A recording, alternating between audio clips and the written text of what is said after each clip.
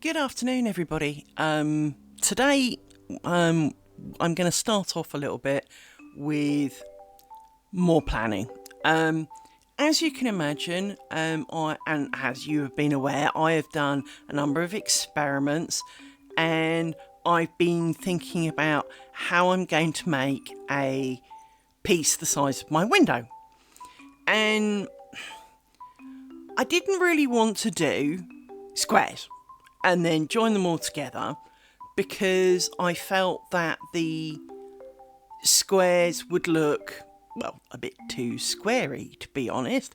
Having a lot of division lines didn't seem like a good plan. So I've changed my mind. As you know, I change my mind a lot. This is how I go. But the part of the reason for changing my mind is I have come to the decision that for now, at least, my ability to join pieces together is going to be very primitive. It's not going to look elegant, and I'm certainly not going to manage a seamless join. As a result of which, having what looks like lines of mistake running down it doesn't seem a plan. Whereas with a square, having a solid border where you have solid to solid joins, I can still make a hash of it, but the truth of it is that the solid lines will be easier to join, and easier to join, hopefully reasonably neatly. So the question now is what to put in the squares.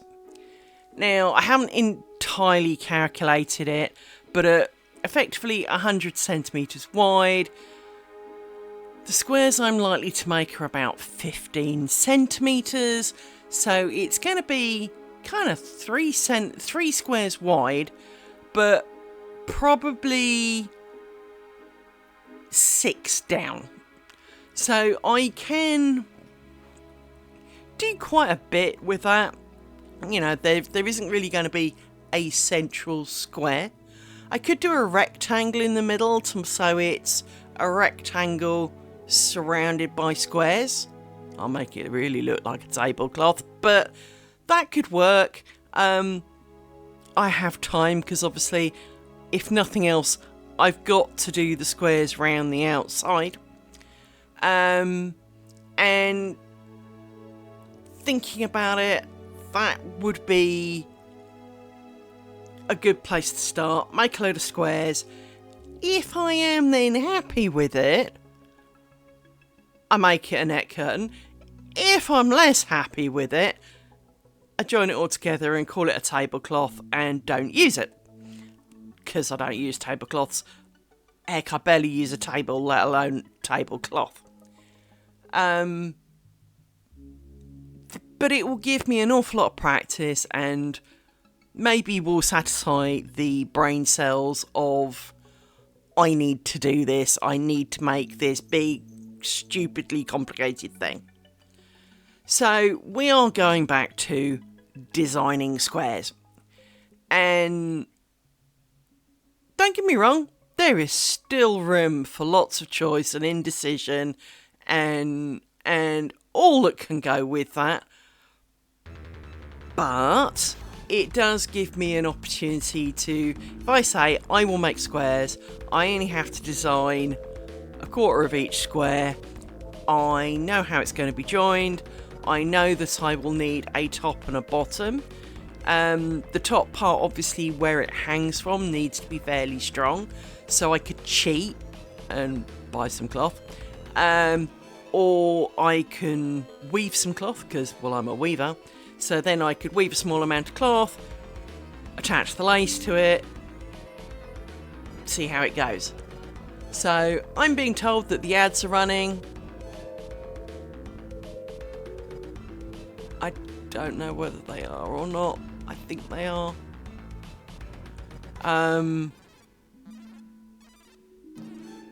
But here we go. So we are in a position. I'll keep talking because I don't think there's anyone listening anyway. So it's not like you're missing out. You can always watch it on the YouTube, and of course there won't be the ads on the YouTube. So, squares it is. That takes away a lot of the decision. I then only have to do quarters, which takes away a lot of the anxiety of bobbins. I mean, don't get me wrong, having to do 7.5 centimetres wide is still plenty of bobbins, but it's not 9 million bobbins. It's a few handfuls of bobbins.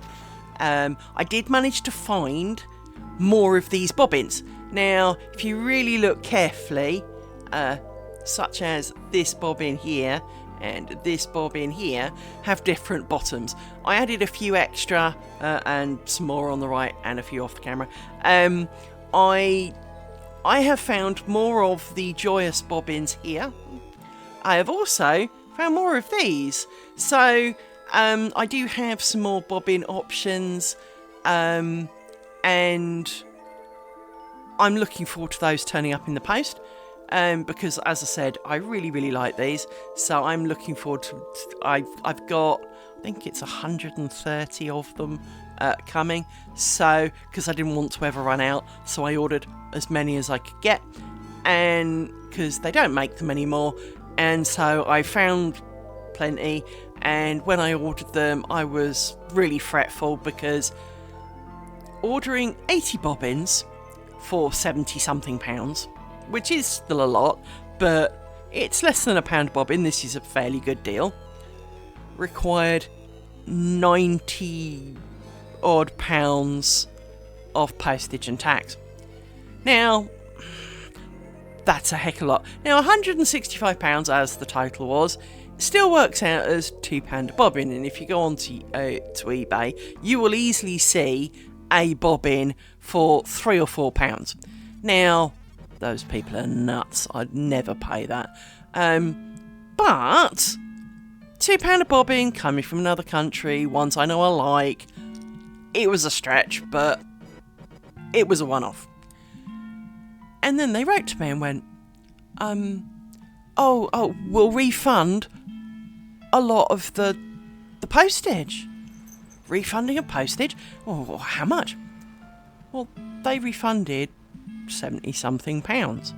So now I had the 70-something pounds back. And then I saw 50 more bobbins. Well, the 54 more bobbins were the 70-something pound plus about £20 in postage. So I kind of went, well, I'd already committed the spending of the 70-something pounds, so for another £20 I can get 50 bobbins. So click, I've just spent a heck of a lot of bobbins. They refunded me £22. So for the original planned cost of £165, I've got 130 bobbins. So I'm feeling quite good because that's pence per bobbin, and they're ones I really, really like. So this is a good thing, and we are excited for the day that Posty brings us a big pile of bobbins. Admittedly, they're not from the same seller, so they'll come on different days and all the rest of it. But there is a plan and more bobbins, right? So back to the square. The square's going to take around 90 bobbins, give or take, right? So I'm thinking about what do I want in my squares. Now, as we've already established, Liz doesn't like making spiders. Well, actually, I don't dislike making them. I just don't overly like how they look. Now, there are ways of combining them to form kind of visual effects with them. So instead of looking like the spiders in the piece you see in front of you, which the spiders are the bit in the little plus in the middle, if you do them next to each other, the feet then form almost a visual line between them. So instead of what you see there, which is a plus sign, and I've just realised you didn't see the bobbins, never mind, I'll go back to that in a minute.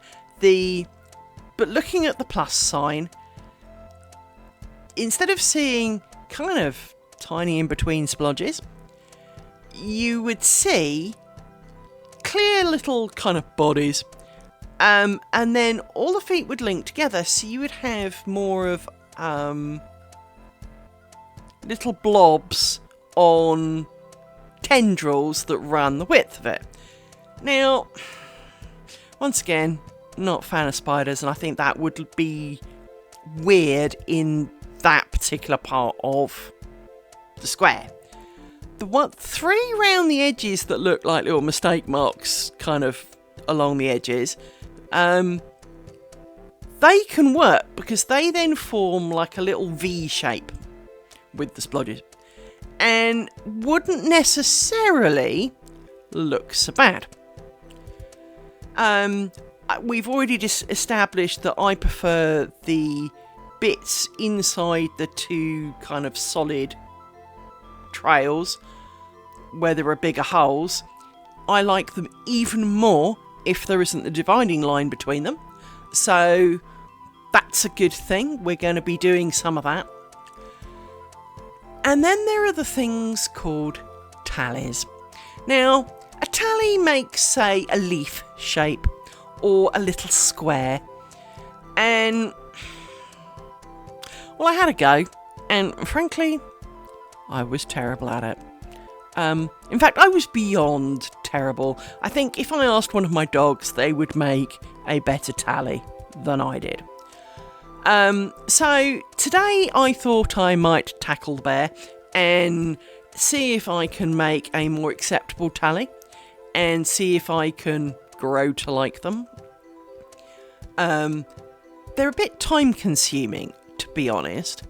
And I say that with sincerity because what you have is you take your 2 pairs of bobbins, you take one of the bobbins and you wrap it around the other 3 kind of a lot and get nowhere fast and then pin it and call it a tally, right?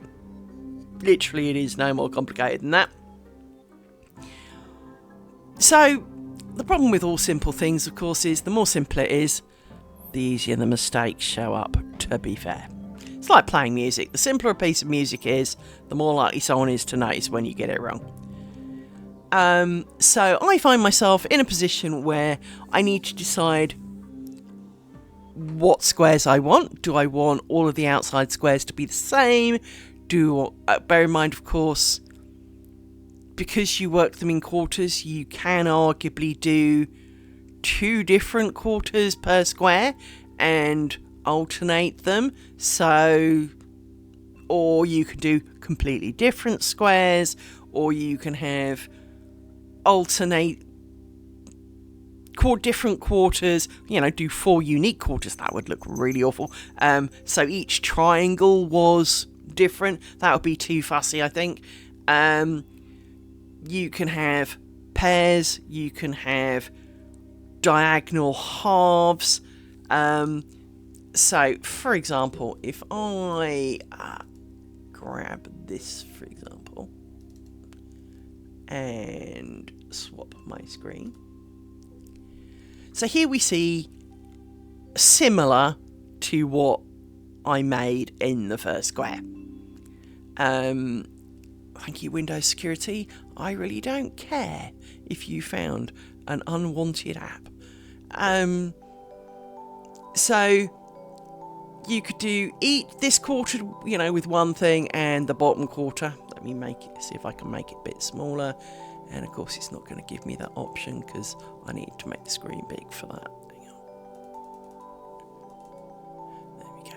So this bottom quarter here and this top quarter, I can make the same and the 2 sides the same, or I could have the 2 sides the same, the top and bottom different. So, for example, in making a border, I could do like the top left corner with these 2, making a kind of big triangle out of it, and then these 2 as inner ones different, and then continue with I don't care about the unwanted app, please leave me alone, thank you. And maybe keep these triangles along the top till I get to the other corner, and then do these 2 corners. So there is a lot we can do, and obviously depending on how you make the rest of the triangles, you can continue this on as in a more kind of flowing manner rather than have it look like it turns 90 degrees, even if it does. So there is a lot that we can do, and in fact, technically, I could cheat and make a square. Slap the dog. Make a square that is actually that starts, say, here and is half the width of the square, go down, turn the corner and come back, so it's an N shape. So there are options, and Liz is my indecisiveness running rampant, right?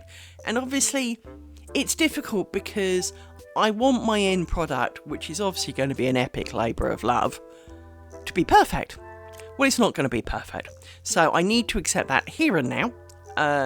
Hence the decision of sticking with squares, because I already know I cannot make it perfect with the joins of the strips. So let's not try for that. Let's not pretend and fool ourselves that perfection from such an early point in my lace making career is that feasible. So now we move on to placing things in our squares and making some decisions about the squares. And as I said, technically in the middle we could do the kind of N shape, or it's still a square in the sense, but you make the two sides really long, and so basically you get to this point and kind of repeat it for a fair bit and have it go down this bit here in the middle, and then you, instead of going down, because I'm not sure whether you see my mouse cursor or not, you can see it going down. So each of these quarters could be different, could be not. I haven't, this was a potential square that I've thought of. I'm not quite sure what else to do in these blank bits here. So if actually I'll do it with this because this is a terrible tool, but in this bit kind of here, I'm not quite so sure what to do here. Just because, well, there are too many choices. There really are. But this square has potential. Now, this square is only 14 centimetres, and I need it to be a total of 18 inches wide, which I've already forgotten how many centimetres that is, but I think 18 inches is 45 centimetres, so that's going to be annoying. So let's make it 15 centimetres, so I need to make my squares a little bit bigger. That's fine, we can make bigger squares. It'll mean redrawing it all, because, well, it does. Or I can move it all and then try and add a little bit around the edge of each one. Or I could redraw it and move a few things around. Again, decisions. But we find ourselves at a point where, thinking about how it's going to look, I did a sample a little while ago, trying a few stitches, interactions between stitches. One thing I did find was that instead of making these yellow cross, if I try and select them, these yellowy, goldy cloth stitch sections, so I missed a bit because my table moved as I was moving my mouth. But basically all of this kind of uppy downy bit, the more solid sections in the original picture, I can do those in a way that it's not so solid, but that it also doesn't have the same edges, because when you do it this way, you don't end up with straight edges. You end up with blobby edges, because so if I look at this one, because this is the one you'd work on, you start here, it then goes to this one, and there'll be a straight line of work between the two. It then goes to this one, so it doesn't really make it a triangle, because there is a slight gap here. So you have like a little blob and a blob and a blob. Then comes across to this one, And instead of there being a straight line between these two, well, it blobs out. So you end up with... It can look weird. In fact, 1 second.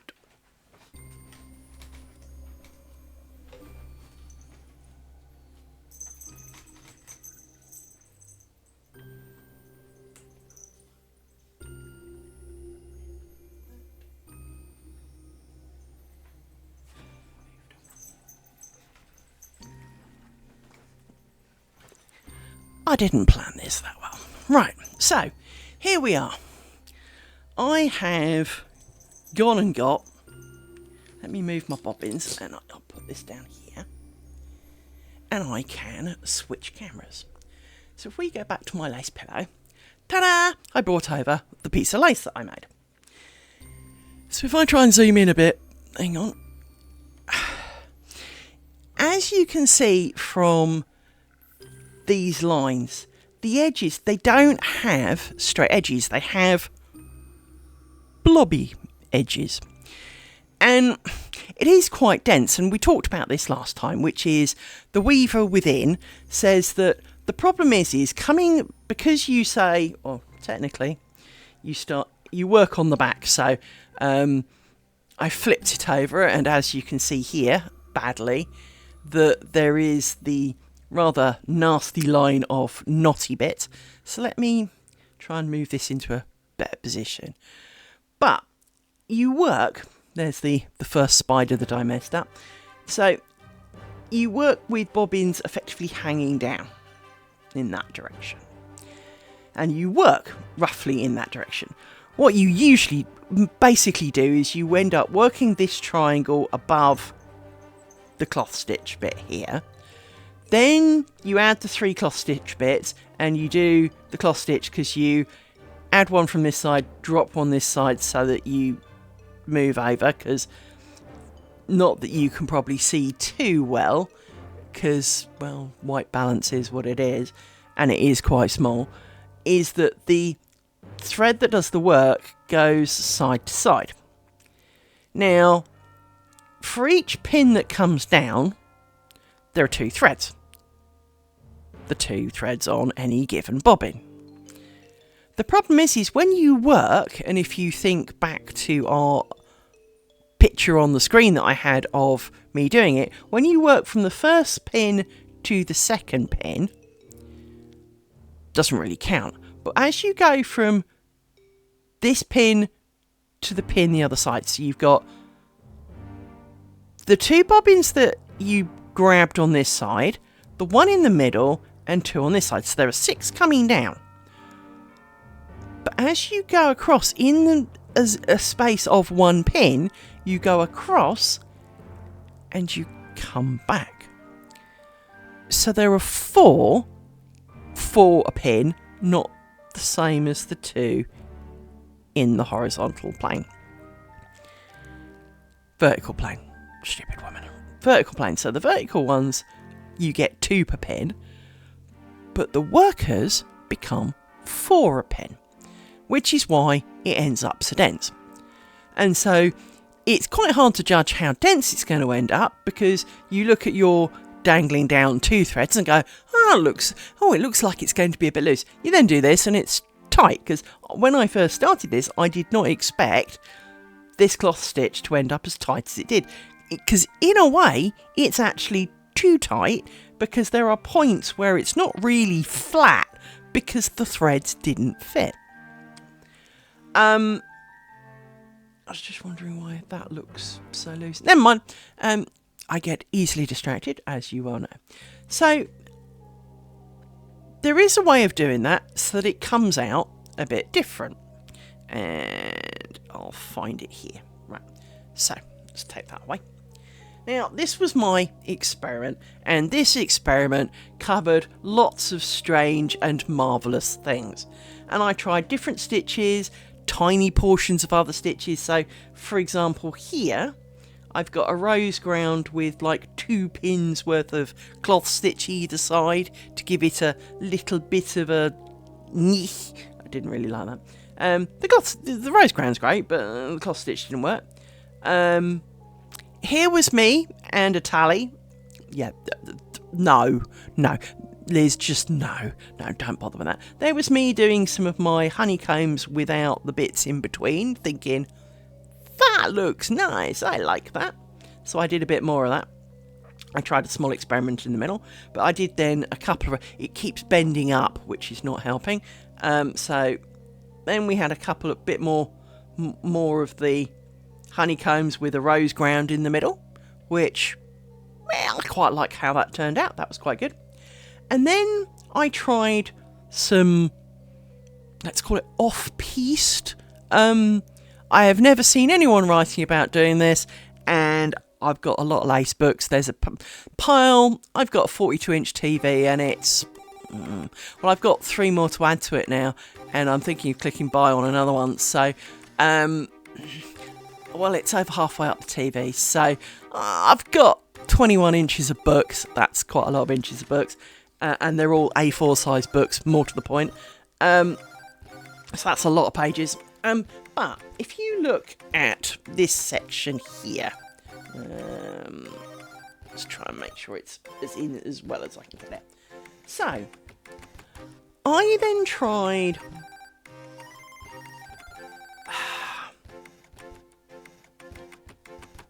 kind of various things, but this section here, this little flat section between my 2 fingers, this was me doing a whole stitch, but not. So everywhere a pin would have met, so wherever threads met, I did a cloth stitch. Why is Windows Security going absolutely nuts about an unwanted app? I've already said, leave it alone.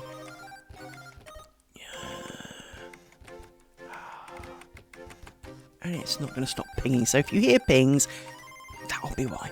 So, and I know exactly what it is now. I think it's going to be one of the apps that I've associated with streaming. Anyway, to do this, instead of the cloth stitch where you do a cloth stitch and then you have a worker that goes backwards and forwards, I used where the pins fall. So like we have with this, where you do a stitch where a pin meets, well, two threads kind of come to an intersection. You go fafty fafty faff, pin, fafty fafty faff, right? Well, instead, if you just do a cloth stitch, which basically over one, under one, over one, done, right? And I allowed it to happen where the threads would have intersected. And I was really pleased with how it turned out, because as you can see, it is cloth stitch, but it is not as dense, for example, as this bit, which was obviously the same thread, the same number of pins, the same... It's not that dense, and this really did buckle quite a bit. And so it's a bit more open, a bit more net curtainy, more to the point. But it also looks smart and has straight edges. And those straight edges are quite pleasant. Now, I believe I need to make a little more of a experiment with, more experiments, I know, to do things like the zigzag to see how well that works in a zigzag. But I've got a feeling that because it would zigzag, along a line of point, it would maintain beautiful straight edges. I haven't seen this written down anywhere. Why is no one else talking of this? I then tried a couple of other little bits. Some of them, I did write down what they were because I knew I would forget. I'm going to kill my computer. Is there a thing that I can...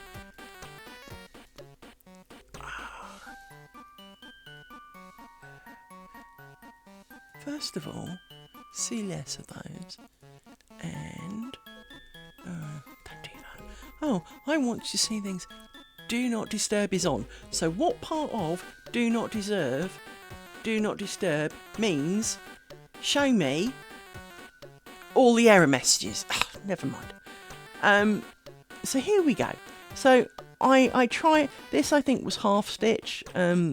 Again, it didn't look so bad because the work effectively with half stitch, there is only one thread that travels backwards and forwards.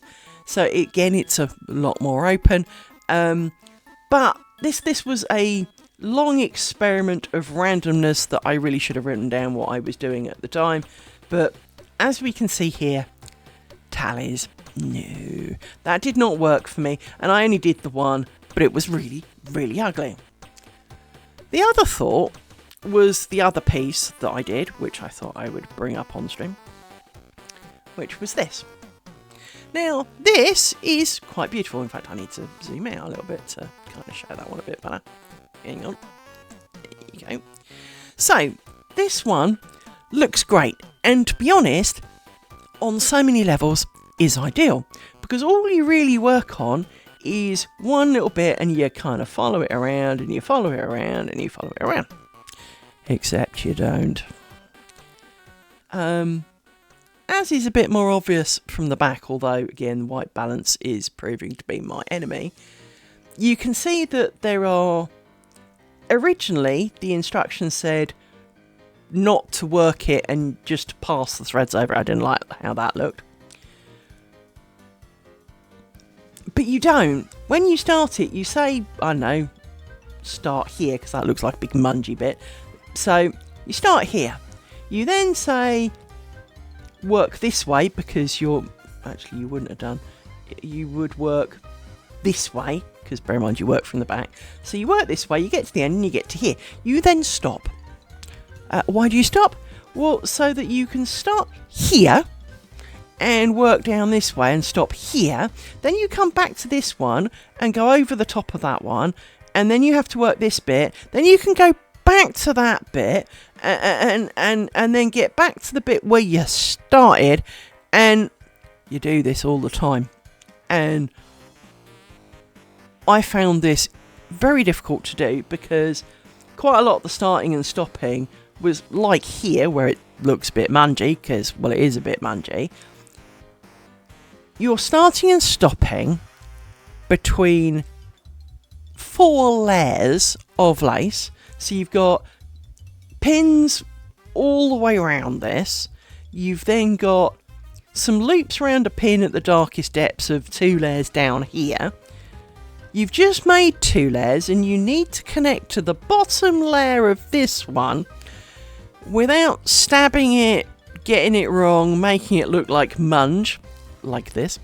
I mean, seriously, it's you know, if I hold it at the right angle, you can see that it's definitely seen. I mean, if I fold it back on itself a bit, you can see that there's bits sticking out there. Look, yeah, it's very ugly.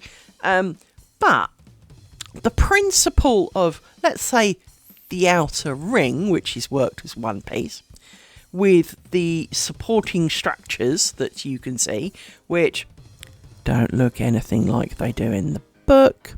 The actual pattern that you get a picture of, you get the pattern and a picture of the finished object. The picture of the finished object lies because, and it's really simple, let's pick this point here. The supporting structure comes, doesn't matter which way you're working, but it comes out there, joins the knot here, comes out and joins back out to the outer ring, just so that the ring is attached to the knot. Great.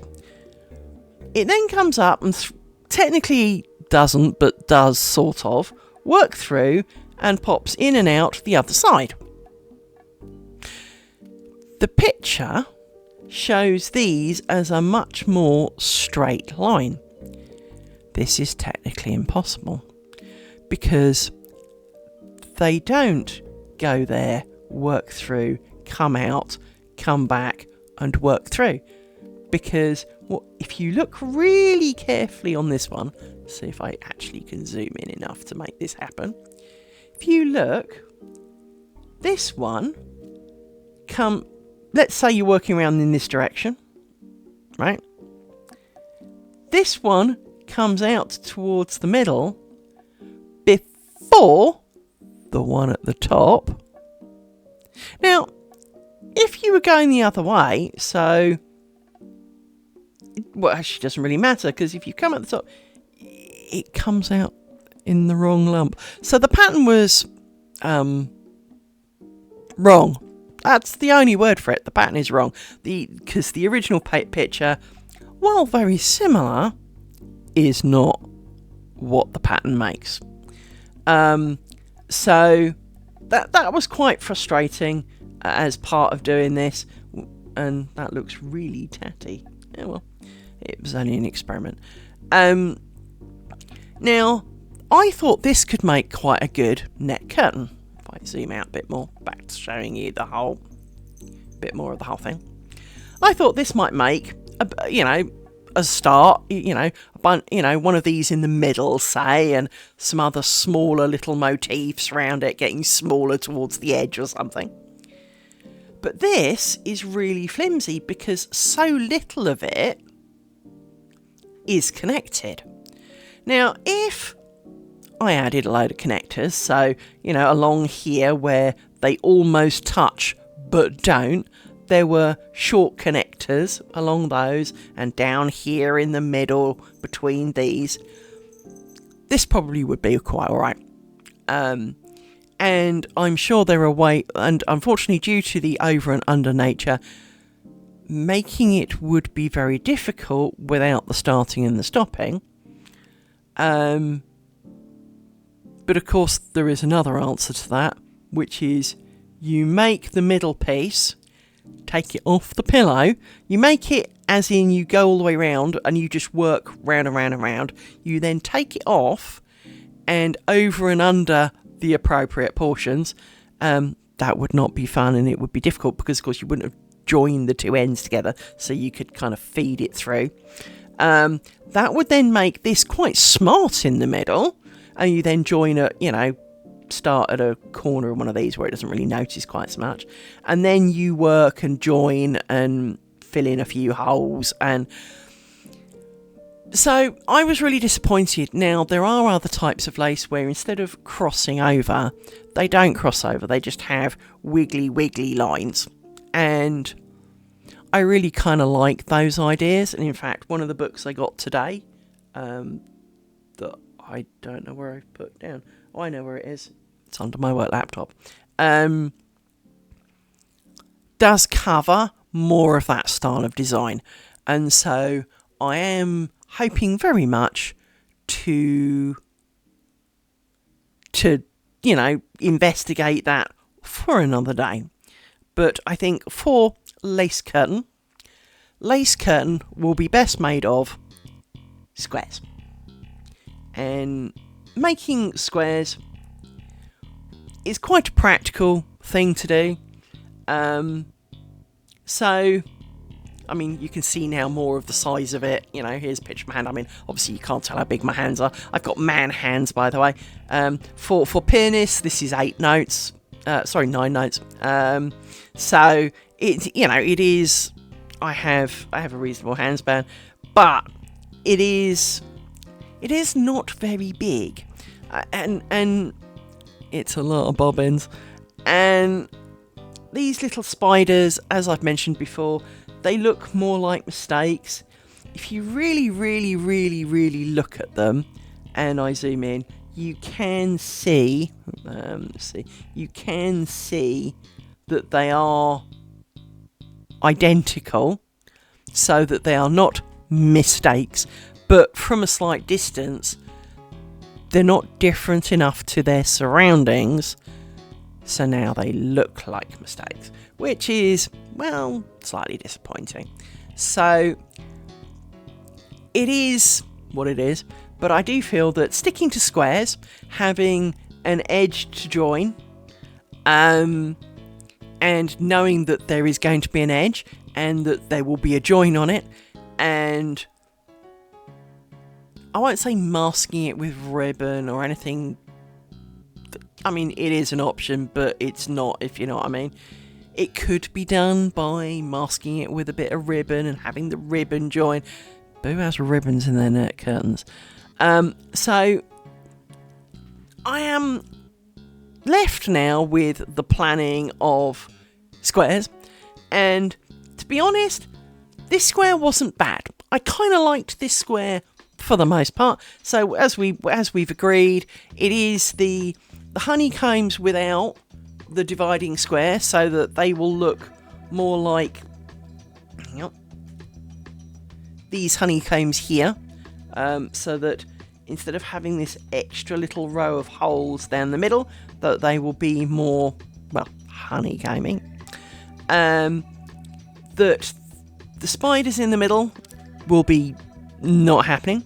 Spiders at the edge will be not happening. Now, I could arguably just fill it full of normal ground stitch and have the beautiful holes, and that wouldn't look bad. It really wouldn't.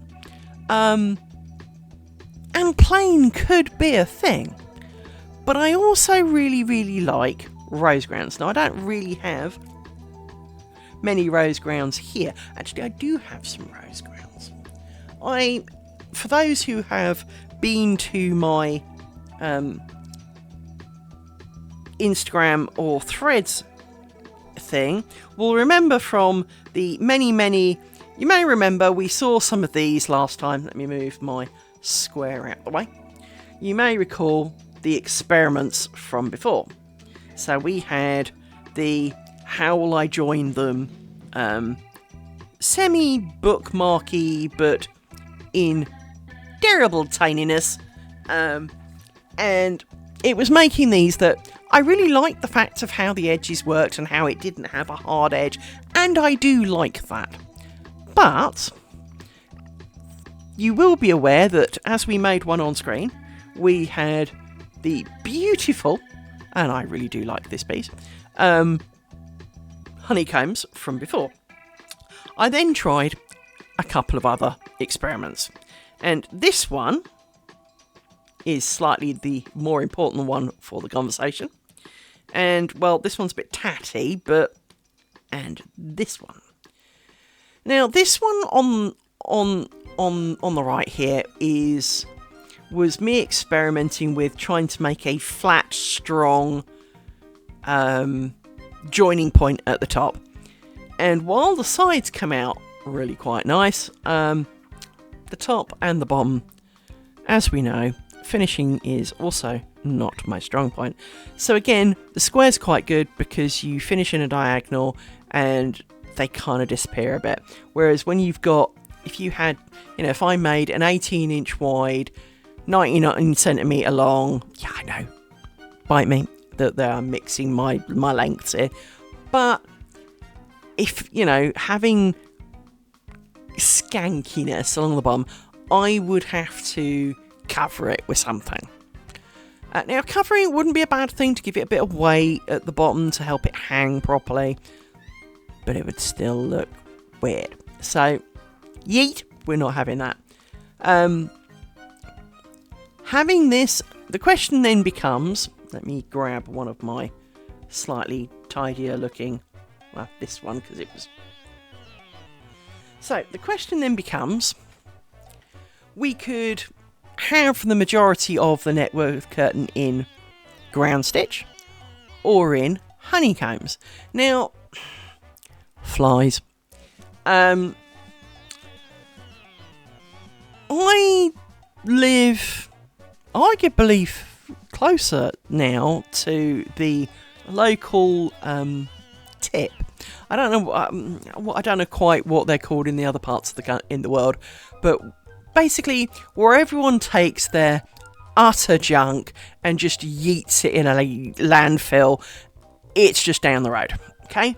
I mean, it's half a mile down the road, whereas my old house was further, as the crow flies, not hugely further, but further. The old house used to get a lot of flies in it, and so flies are not... I'm not a fan of flies, and this house has barely been quite good, but flies would get through that without shadow of a doubt. I mean, we all know that if there is a millimetre gap in your door, a fly has got through it and open both patio doors and the fly can't get out of it. We all know that this is a thing. But much as I really love how this looks and want to incorporate it a lot in my net curtain, I think base net curtain should be ground. Bigger holes are a thing. And then there's this. Now, let me zoom in on this. Let me move my two other pieces and zoom. This, she says, trying to make it a little bit more central.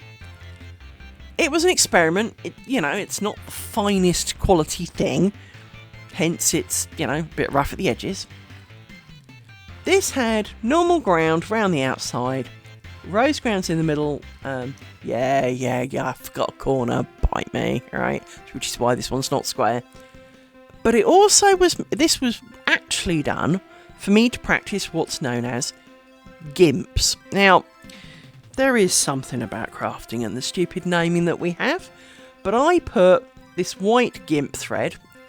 Again, white balance is not doing me well, but the white gimp thread behind it outlines, and so instead of having these kind of weird holy edges around my rose ground, you are drawn to there is an outside, there is the three blobby shape, and the three portions within.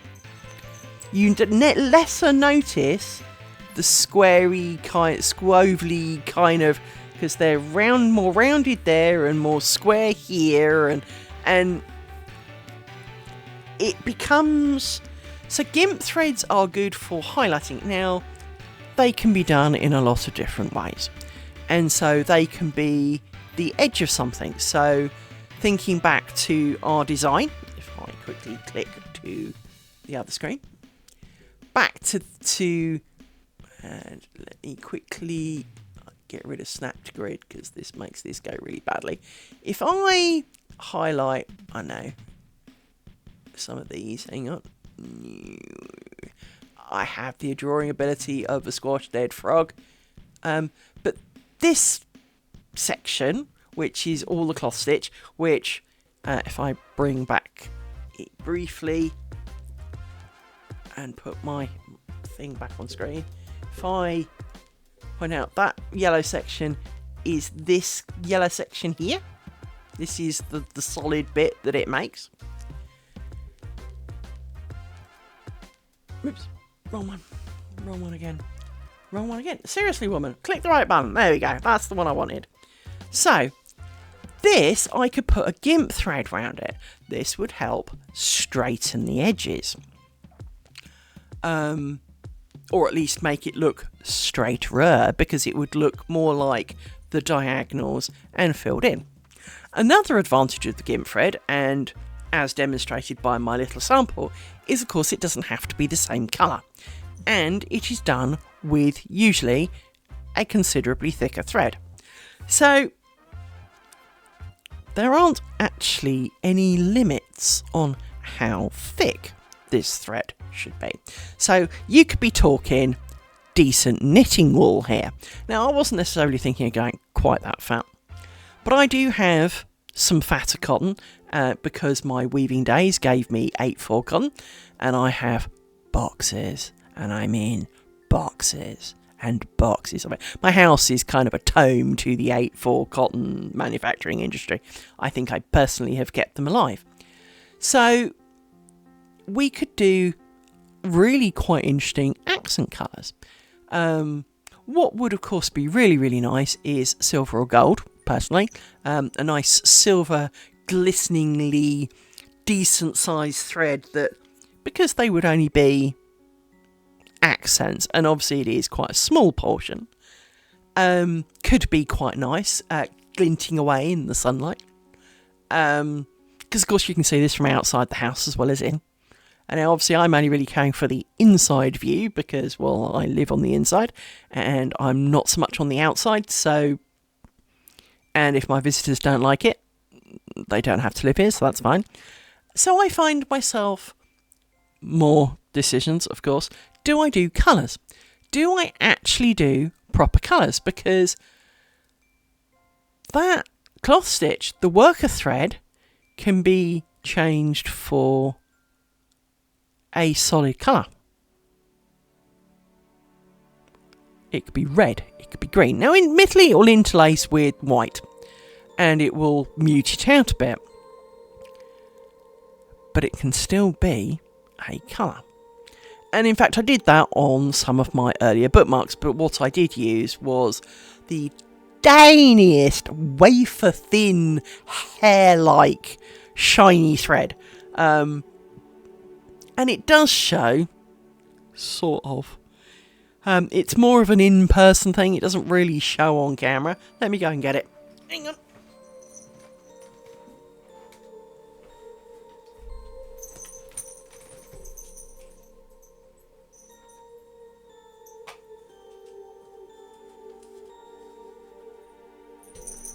Thank you, Rory.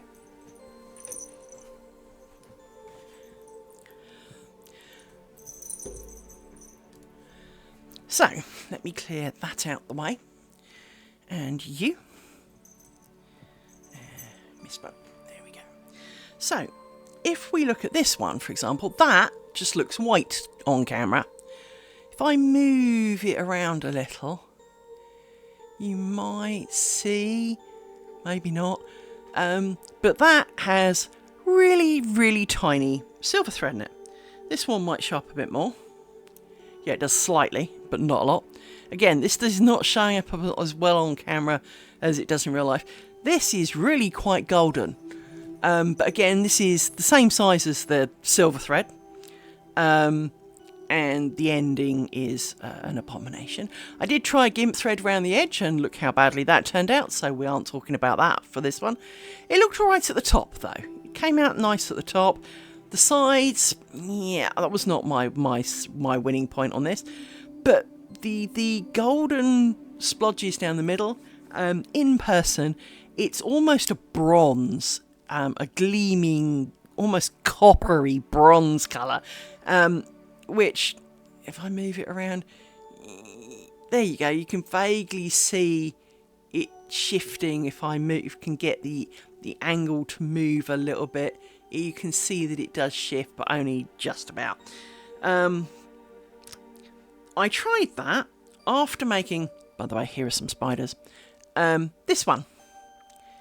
Now, this one obviously has green in it. Funnily enough, the same green I've been doing my experiments in.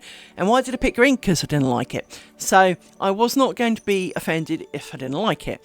Now, here are what spiders generically look like in lace making. And as I said, they're blobs with like little legs. I don't hate them. I forgot to twist some of them. There's this one up here I forgot to twist. But I don't hate them. But there would be a lot of them under the original square design, and I don't want that many of them. I definitely don't want that many of them. So, as you can see here, because I changed the worker thread to the green thread, specifically and only for these little things, they don't... on the others, I don't think I stopped and started the colour. Yes, I did, actually.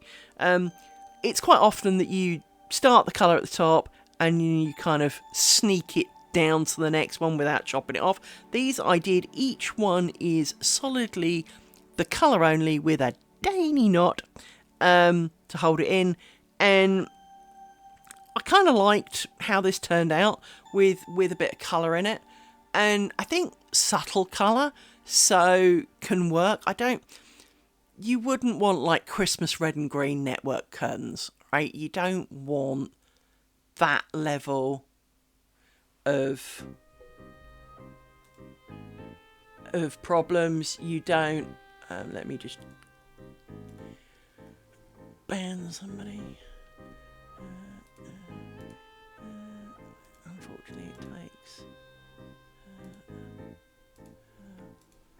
Hang on.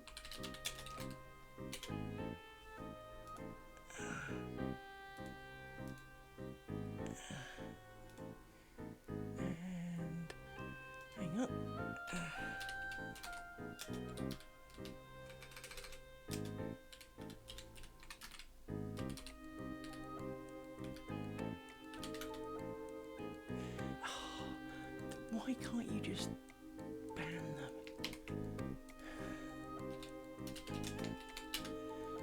them. Right. One less spammer in the world. So, having a bit of colour, but you wouldn't want it, for example, in those colours now, would you? You wouldn't really want your neck. Now, having some strong colour in it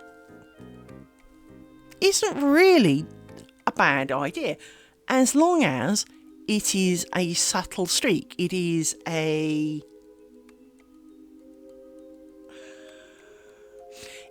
a smaller portion of it all. And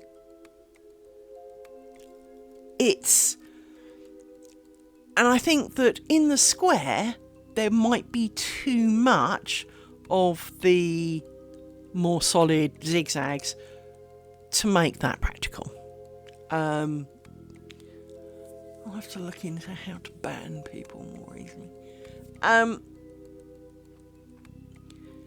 So as you can see, I have had some experiments.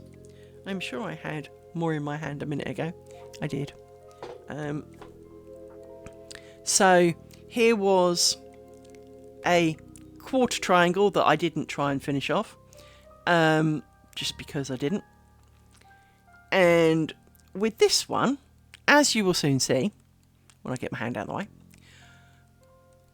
I did with rose grounds. Now, this obviously is very, very similar to the first one, but instead of the internal spiders here, in fact, let me get the original and you'll see what I mean. So if I side to side them like this, they will look fairly similar. As you can see, it's exactly the same layout, but with even down to the honeycombs having the line in between. But instead of ground stitch with tiny mistakey looking spiders, I did rose ground, and I really quite liked how that turned out.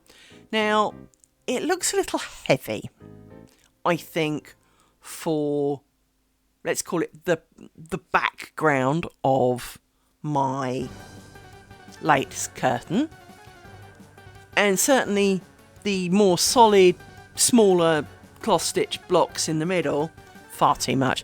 There's far too much solid in that net curtain. Well, because net curtains are supposed to let the light in, and, well, I'm not going to say it's... because that's got to be... if you take this zigzag and kind of volumely moved it over, it's nearly half that triangle is solid. So that's not going to be a good plan. Now, using the one that the sort of the cloth stitch that makes straight edges, which is much more open, possibly, because then it would be,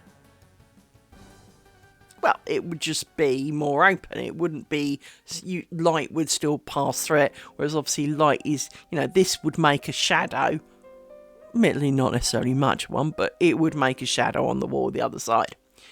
So part of me is thinking, empty the middle, empty the edges,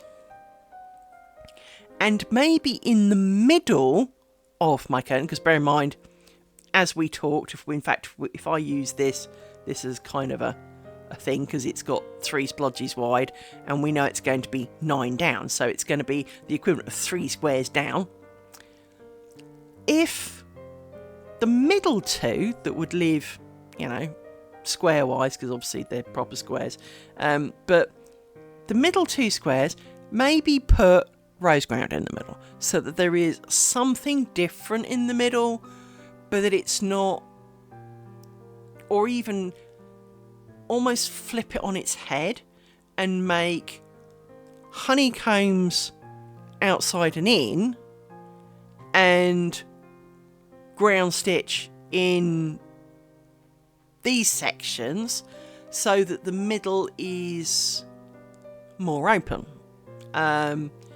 But this triangle was me experimenting with different stitches, because I didn't like the spiders, to eradicate spiders, and picking two of the things that I quite enjoyed doing the most.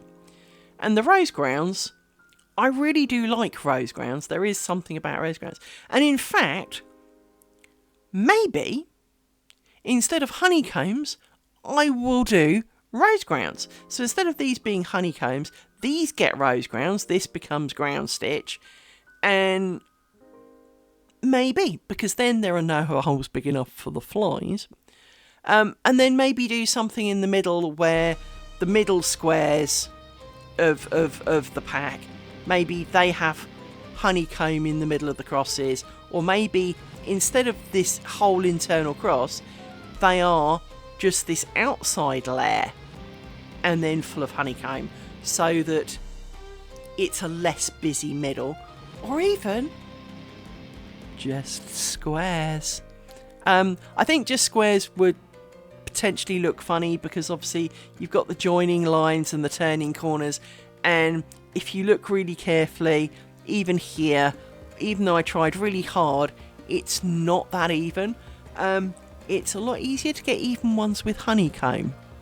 Sorry, with the rose ground, because they make little squares.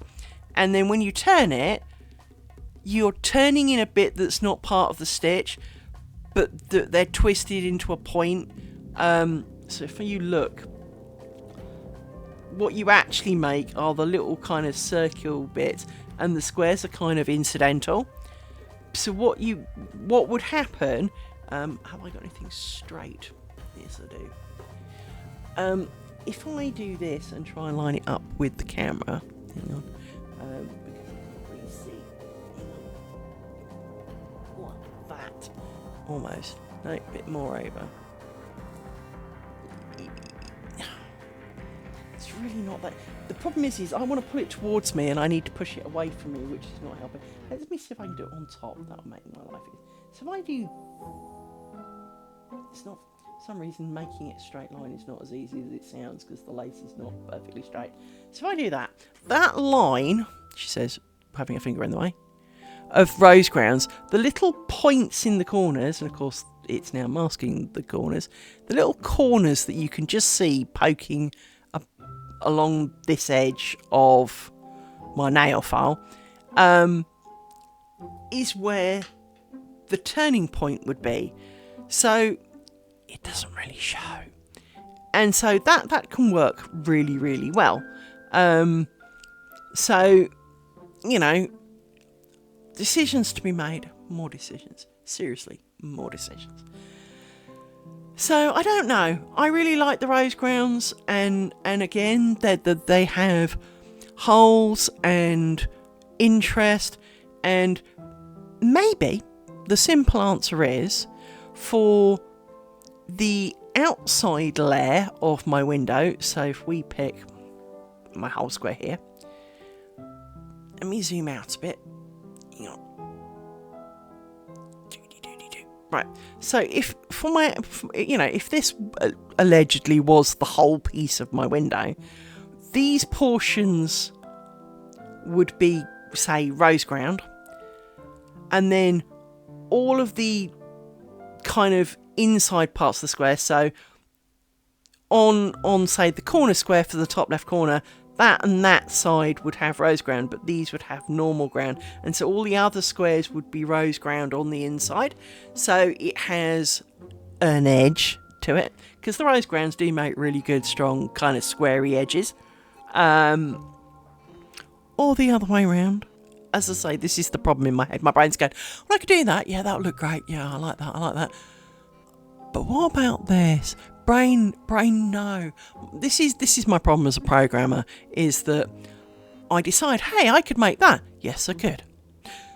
2 lines in, but we could make this. It's similar and related to this. Yes, we could. What about this? No, brain, I've got 2 other things already now on my pile. Yeah, but what about this one too? Brain, my brain is constantly firing off things, and they are all good and valid ideas, and this is why I do crafting, because I almost need to try and make my brain do something, and because this doesn't take 5 minutes, while it's sitting there going, but I could do this, I could do this, I could do this. Yes, you could, brain. Yes, you could, brain. By the time I get to the end, I've forgotten a lot of them. Otherwise, I would have a house entirely full of works in progress, and I'd never finish a wretched thing, because it would be, I've got to start it now, I've got to do it now, I've got to do it now. No, you don't have to do it now, Brian. So I think it would only be a centimetre wider than these, so making a load of squares, that looks really awful if you stick them on top of each other. Picking how to make them look. They're a lot stiffer than you might think, actually, because you'd think, made out of the world's tiniest sewing threads, that they'd be really flimsy. These particularly aren't. The little green one, the green ones are quite flimsy, and especially this one, my favourite honeycomb one, because the threads were a little bit further away from each other. Not by a lot. If I tell you that the pin gap diagonally on these is 2.41 millimetres. The pin gap on this, I believe, and I did measure it, 3. So it is less than, well, it's basically half a millimetre difference. But it makes a lot of difference, and it also makes a difference as to how many bobbins per inch you need, and obviously the less bobbins you need is a good thing. But then you also can't do the same level of detail. So I need to change how a lot of this goes. I need to go back to my square and make them solid, because as you may have noticed, in fact, if I quickly flip to this, on this one, these are the honeycombs without the spacer, and where I could only have 3 on my original square, I've now got, she says trying to highlight them all, and it's harder than it sounds, I've now got 4 by 4, not 3 by 3. So there is room, and so, for example, I could maybe fill, instead of those with honeycombs, fill them with rose ground. In fact, if I copy that and do File, New, Blank, Paste,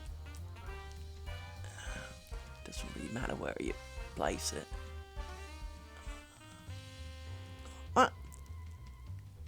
Cancel it. So if I, for example, highlight all of these,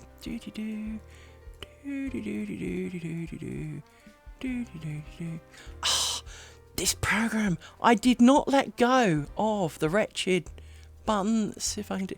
Oh, and of course you've set Snap to Grid back on. Thanks for that. Group freehand. It's really hard to do this accurately without zooming in. So if I delete those and grab rose grounds, I don't know how. Of course, it's not snapping to grid because I know I do want it to snap to grid. I'm sure there's a key combo for that. I don't know how many of these. Yeah, you see it's the wrong size for that. But, for example, I could make this full of rose ground. I swear I didn't click there. Click, click, click. And then obviously I'd need to bring these in. That's so much harder than you think it is. But I could do rose grounds instead of holes, have the little squares. I think that could be quite pleasant, and especially if there was a bit of a gimp thread. But then at the same time, I don't necessarily need the gimp thread if I stick with the more solid cloth stitch that we have in the original square of choice. Yeah, so we need to do some more experiments, and I think in the last kind of 50 minutes of stream, we are going to attempt a tally. We are going to try harder, and, well, it's not going to go well. We just know this, right? This is not going to go entirely well. So, let me zoom out a bit more. Oops, you do not need to see the mess in my room underneath. Before you ask, Yes, there is a mess. Actually, it's not as much mess as you think it is, and it is not the mess that it potentially looks to be. But I have dogs, I have me, and I threw my back out this week. And in fact, at the beginning of this, I was going to mention that this stream may have to be short, although I did take some painkillers, because this time yesterday, I was struggling to breathe for pain. I'm 52, I've mentioned this before, and I don't know what I did. I got up yesterday. No, it was the day before. Yeah, I got up the day before. I was fine. I came downstairs, got ready for work, set up everything for work, work. And late morning, it was like a bolt of lightning. And literally, I couldn't breathe because breathing in moved the muscles on my back. And it was like if you tried to breathe and there was a tack, and every time your chest moved out, it was piercing against this tack, right? It was that kind of, as I tried to breathe in, it would hurt more. So I could only take slow, shallow breaths. Now, as an asthmatic, I'm quite good at that. But I couldn't move. And then it wore off a little bit, and I'm not going to say I felt good, but it wore off a bit, and I was able to move, even to the point of I put my dinner in the oven and managed to get it out. The getting it out was harder than you might like, because the going down was fine. It was the muscles to come back up that were the problem. And then, just before going to bed, the world was full of pain, because whatever I did hurt. Yesterday morning, I wasn't sure I could get out of bed, but I managed it in the end. Crawled downstairs, almost literally, set up for work, and took some painkillers, and it did kind of go away a bit. And I've got some good painkillers for various other things that can go wrong with me, but I wasn't expecting painkillers to have a lot of effect on that, because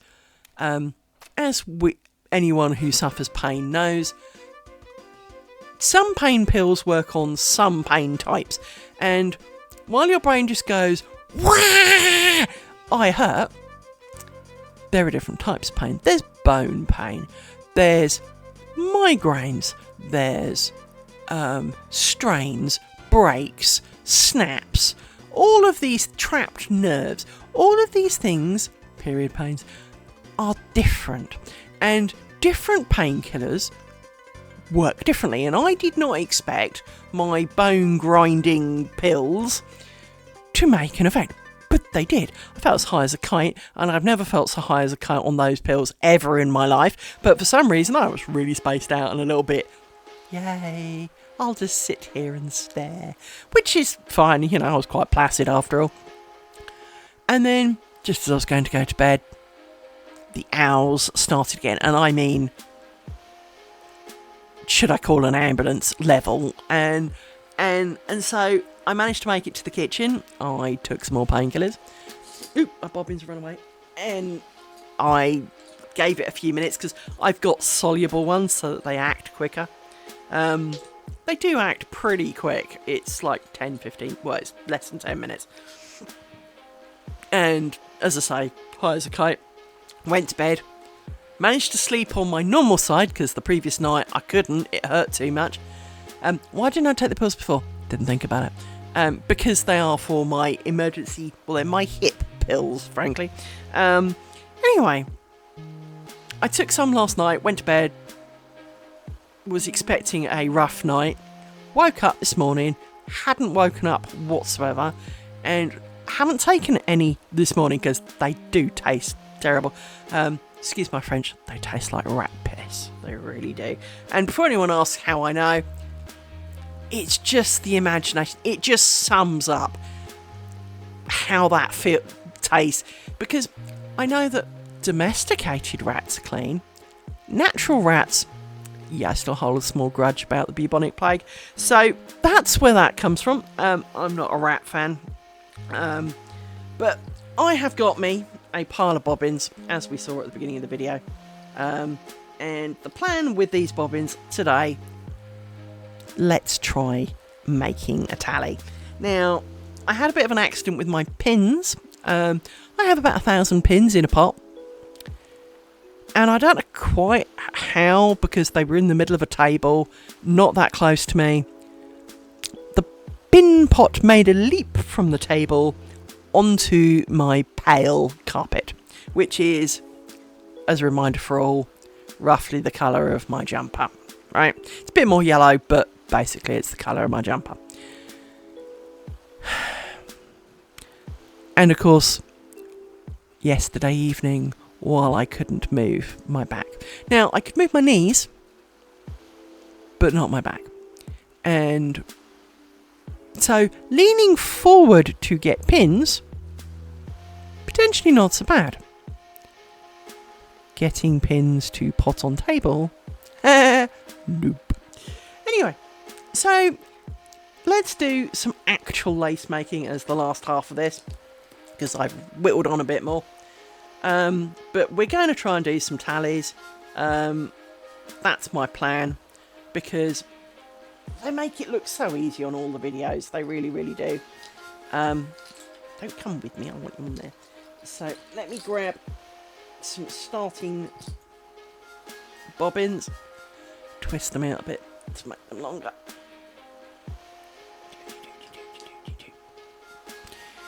Let's put my pot pins where I can get... Oh! Sorry, hit the microphone with them. I have no spatial awareness, clearly. I have terrible eyesight, and I blame my eyesight for a lot of it, to be honest. Pin. Pick up that one before I jetson it around the room. Right, now we need 2 more bobbins. The reason I put them in the elastic, by the way, is to stop them running away, to stop them then tangling, because, well, unsurprisingly, I was trying to knot these, because clearly I am reusing the same bobbins, and I am not winding them from scratch each time. Hence, if you look, there is a little knot, which you can see better without my finger, actually, in the middle. And the reason for that is because, well, you know, it just makes a lot of sense to. And there's a thing called the weaver's knot. Now, as a weaver, you'd think I'd know it really, really well. Frankly, it's a very terrible knot.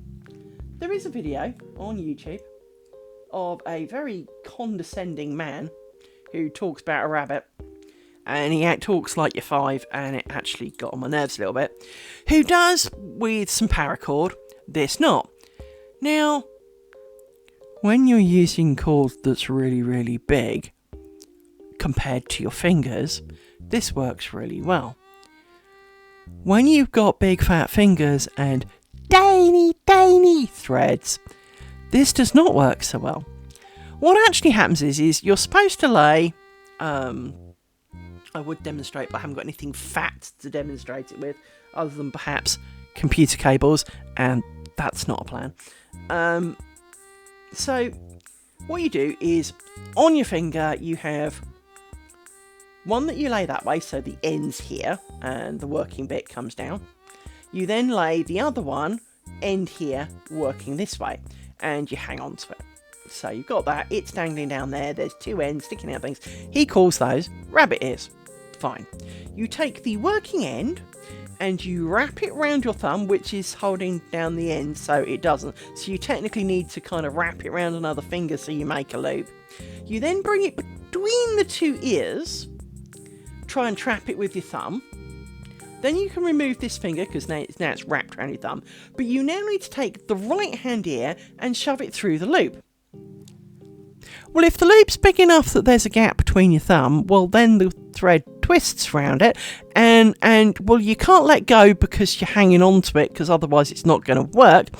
And you're then supposed to pull the end and the 2 ears separately. I don't have 3 hands, I don't know about you. So his description on how that worked was confusing, and I found that nearly every single time I did it, you gave it a good tug, you and then it fell apart, because you may have seen the knot where it ends up with kind of a loop from one side, a loop from the other, and they kind of figure eight together and hold themselves together. It's kind of that knot, but one of them gets twisted, and I'm pretty sure the reason it doesn't work is because one of them's twisted. But we find ourselves looking at it, and what actually happens is if you do not pull it exactly so, and I mean absolutely and perfectly exactly so, what actually happens is that the non-twisted one can just slide straight out, because of course there's nothing stopping it, because all it does is a bit of a U shape and then it falls out. As a result of which, it's a bit like me trying to hook these pins, because threads have a bit of a life, because that's the way threads work, it just wasn't working. So I spent a good hour and a bit tying these blessed knots, which frankly is far too long for what I was doing. Now, previously I've just done an overhand knot with both threads and called it quits, but that makes quite a lump. And what I was trying to do is, because in theory the true weaver's knot, and I say that because I'm not convinced that video is the true weaver's knot, it might be a knot that some people call a weaver's knot. The reason I don't think it's right is because A, it is too fiddly, and weavers would not bother with that because they can do it it's supposed to be able to take great tension. Well, these don't, so I don't think so. I don't think it's the real one, and I'm going to have to Google more videos for that. But it is supposed to be a fairly flat knot, and the idea was that it would show less and produce less kind of frilly ends on the whole bobbin front. There you see, look, this is how well the weaver's knot holds. I took these out and they've fallen apart. In fact, I'll see if I can do one on the stream. So let me push these bobbins to the side so that you've got a bit of darkness behind it, because pale thread, stupid fingers. So you'll see I am clumsy, I'm going to admit that, and I've got a dog smacking me behind, which really doesn't help. He decided he wants to get on the couch. So what you're supposed to do is put the right hand ear in first, and then lay the other one underneath. You'll have to take my word for the fact that that's underneath. This then needs to go round your thumb and between the two, but as you can see, that's never gonna stick unless you get other fingers involved, so we need to lengthen this a bit. And that then comes down, and I've temporarily wedged it between my fingers, but it comes down and then it goes between the two ears. This one now needs to go through this hole like this, and you grab the two ends. You're supposed to hold them independently, and this one, and pull on this and that, and try and work out why there is now a knot in the middle, because as you can see, oh, there it is. So trying to pull on all four corners, and that is fairly secure, but sometimes they just pull clean out, and it really is, I mean, you're supposed to be able to trim it really, really close. I mean, like, on the knot close. But, yeah. Now you see, far too long, which is why, of course, I have to wind them back up again.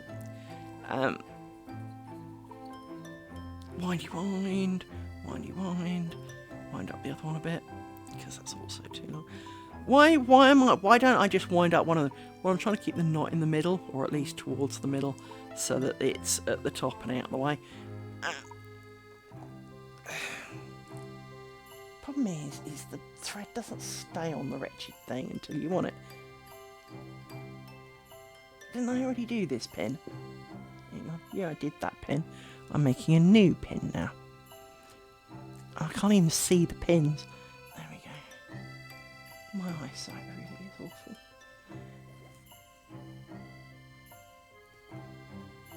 Which is why I'm angling the pins, to try and help them stay with the bits on it. So.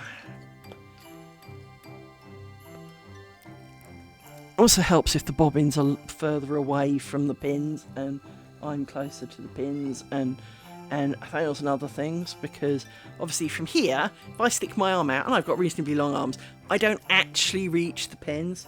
I can sit a little closer, but then I'm in danger of knocking everything, and I need a sip of drink. Hang on. The stream may go on longer today. We can. I'm not exactly time constrained. So I've done that. I now need to cover my pin. I'm not time constrained, so I'm capable. We can stay on a bit longer today while we try and do tallies. Let's even up some of these bobbins a bit.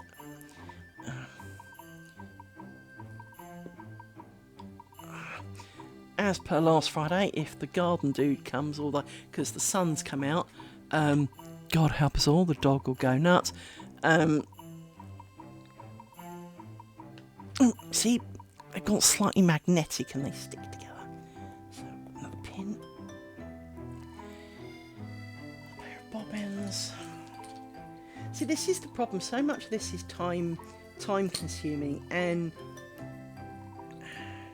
oh look, another one that didn't work. Which is why, of course, everything's now tangled. Okay, you two are joined together. Let's use you. Let's take you out and find out where your friend is. There's a friend. Try and knot these two together again. Don't know why I'm doing this stupid knot, because I really don't believe in it. Really does seem incredibly hit and miss. The fact that two already have come undone and I spent ages on it earlier, just doesn't help. I did consider, should there be a bit more twist to it? Am I missing something? Is there a better way of achieving some of this?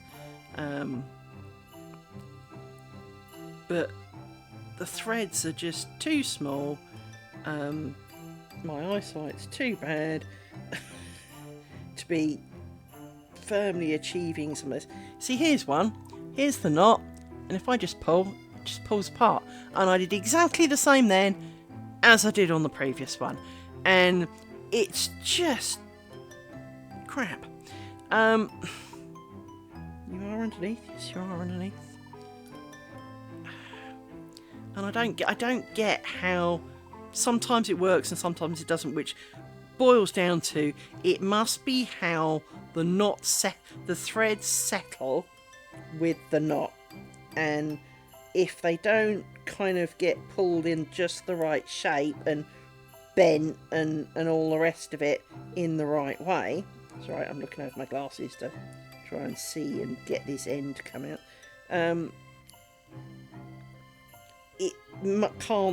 It must not be. See that one? If I pull that, that's quite firm. So, and yet again, did exactly the same then.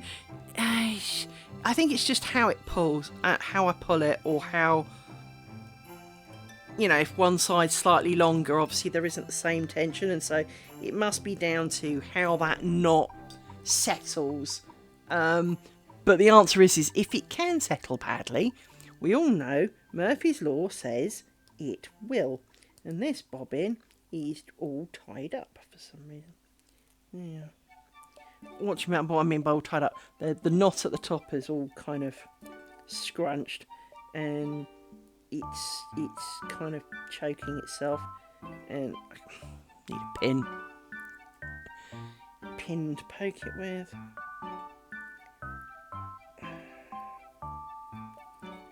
The problem is when you want it, you need the weight of the bobbin to help, and then when you don't want it, it seems 5 times heavier and gets in the way and causes more problems than it solves. And yeah, all I wanted to do was roll this bobbin up. Jeez. So let's roll this up a bit. Now I finally sorted it, and roll up the other side.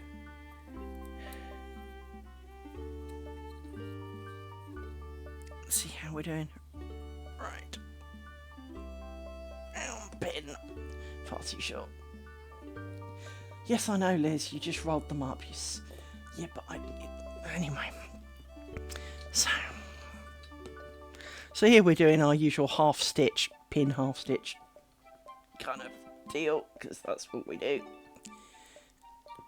To try and hold the edges. Now, how many's that down the edge? That looks to be 1, 2, 3, 4, 5. Because I think I've actually got enough for quite a few. Because I think I added, was it 4 bobbins each side? I could be wrong. Previously we had 6 bobbins, I think. See, look, there's me stabbing around trying to find the white hole. Seriously, I have terrible eyesight.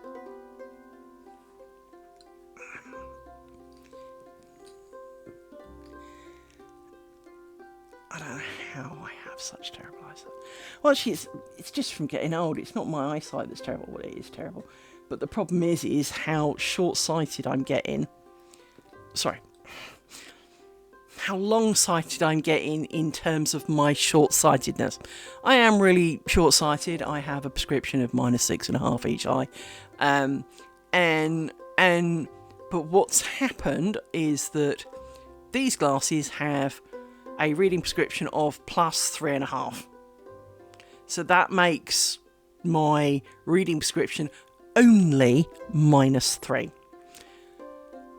It's kind of girl math, I know, but when you have, if I was to buy a pair of -3 reading glasses, well, they're not reading glasses, but a pair of -3 short-sighted glasses, I would find reading, well, possibly not right now, but let's say go with it, brilliant. I would be able to see everything at a reading distance clearly. Wouldn't be able to see beyond it. Probably wouldn't be able to see much closer, but everything at a reading distance would be great. So, because it kind of cancels out. So I'm guessing I'm near a 2.5 now. It would be my educated guess after I've been wearing glasses for a very long time. About 45 years. And so I've been wearing glasses a long time, and I'm quite good at guesstimating how out my glasses are. My long distance eyesight hasn't changed for a really long time. Pretty much 30 years.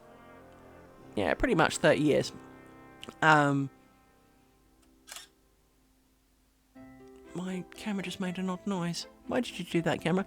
You just flashed your shutter at us. We heard you. Why did you do that? Because it still seems to be working. As long as it's working, that's fine. I bought more batteries. I bought a charger because I couldn't find my charger.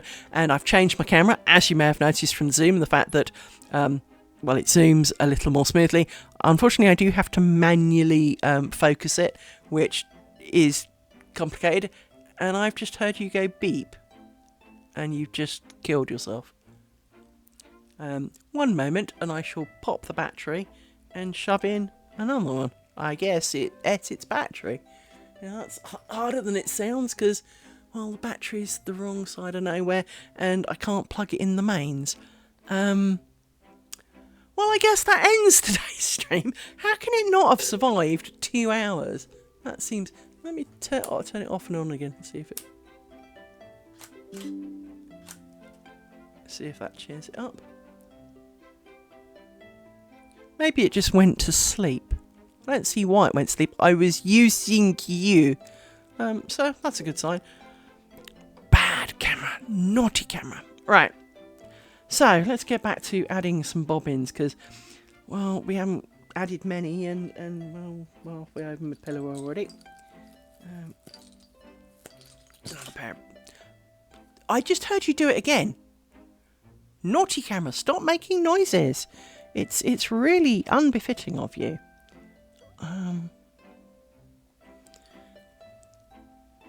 You're in use. Will you stop doing undiagnosed, See, this bobbin's all manky as well. I'm going to have to flip back with that because it's gone all strange on me. It's loose and tight all at the same time. Let me undo that. I think it needs a new battery. One moment, please. I'll stick you on mute so I don't scare you.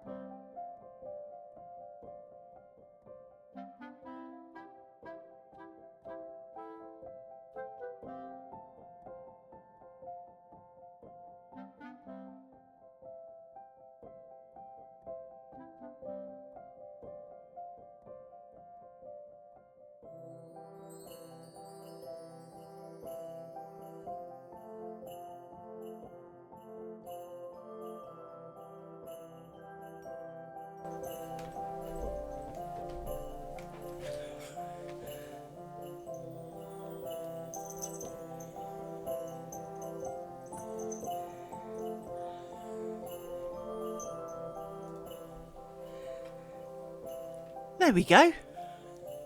New battery in. I will have a fight with it later.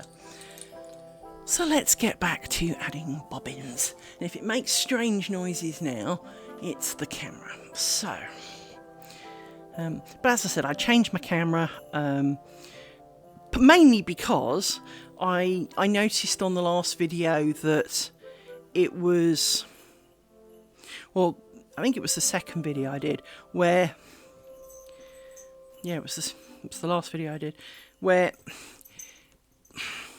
in the first one, it was kind of blurry, but not blurry, in that it was clear, or it thought it was clear, but it kind of wasn't high enough detail, even though the resolution is the same resolution as it is now. Because 1080p should be enough, because that's all it was going to stream in, so I don't understand why it was being strange about it all, but it was. And so that camera didn't seem to be a good plan for this, because everything was too detailed, as well as you couldn't make out the dots on the card. I mean, I know it's still hard to see because, well, it just is. I do have the ability to turn down the light a bit, and it can, she says, looking for the device of tuning. Where is it? There is it. It can help a little, so if I turn the light down a little bit. The problem is it turns it down and then the camera makes it brighten again. See, it doesn't seem to be doing anything. Yeah, it makes it darker, makes the light darker, and then the camera makes it bright again. So if I do that, it hasn't made the brightest bit of difference, except for now it's dark for me and I can't really see it. So, as it will blow out a bit as I make it bright again, but at least when it's bright, I can see what I'm doing. So, this is not really a conducive thing. Now, obviously, a dark card with white spots on it, hence the white spots on this show up a little bit better. It says tuning it down slightly. The white spots would help, but the problem is that you don't get printers that print white. They only print colours and black. They don't tend to print white, and so I can't print out patterns then and have them show up. Now, the card I usually use is a pale green, even lighter. But pale green and pale green thread, definitely asking for trouble. In fact, if you've seen some of my pictures from when I was making the square, you'll know the colour green that I have in mind. Because I've got printing paper and you print it and laminate it. The laminate may also be a problem because it will be shiny. Or it can be here's a question for you. Glossy laminate is clear. That's fine. But it's of course shiny, and bright lights and shiny generally don't work so well. So I've also got matte ones. The matte ones are cloudy. And it's not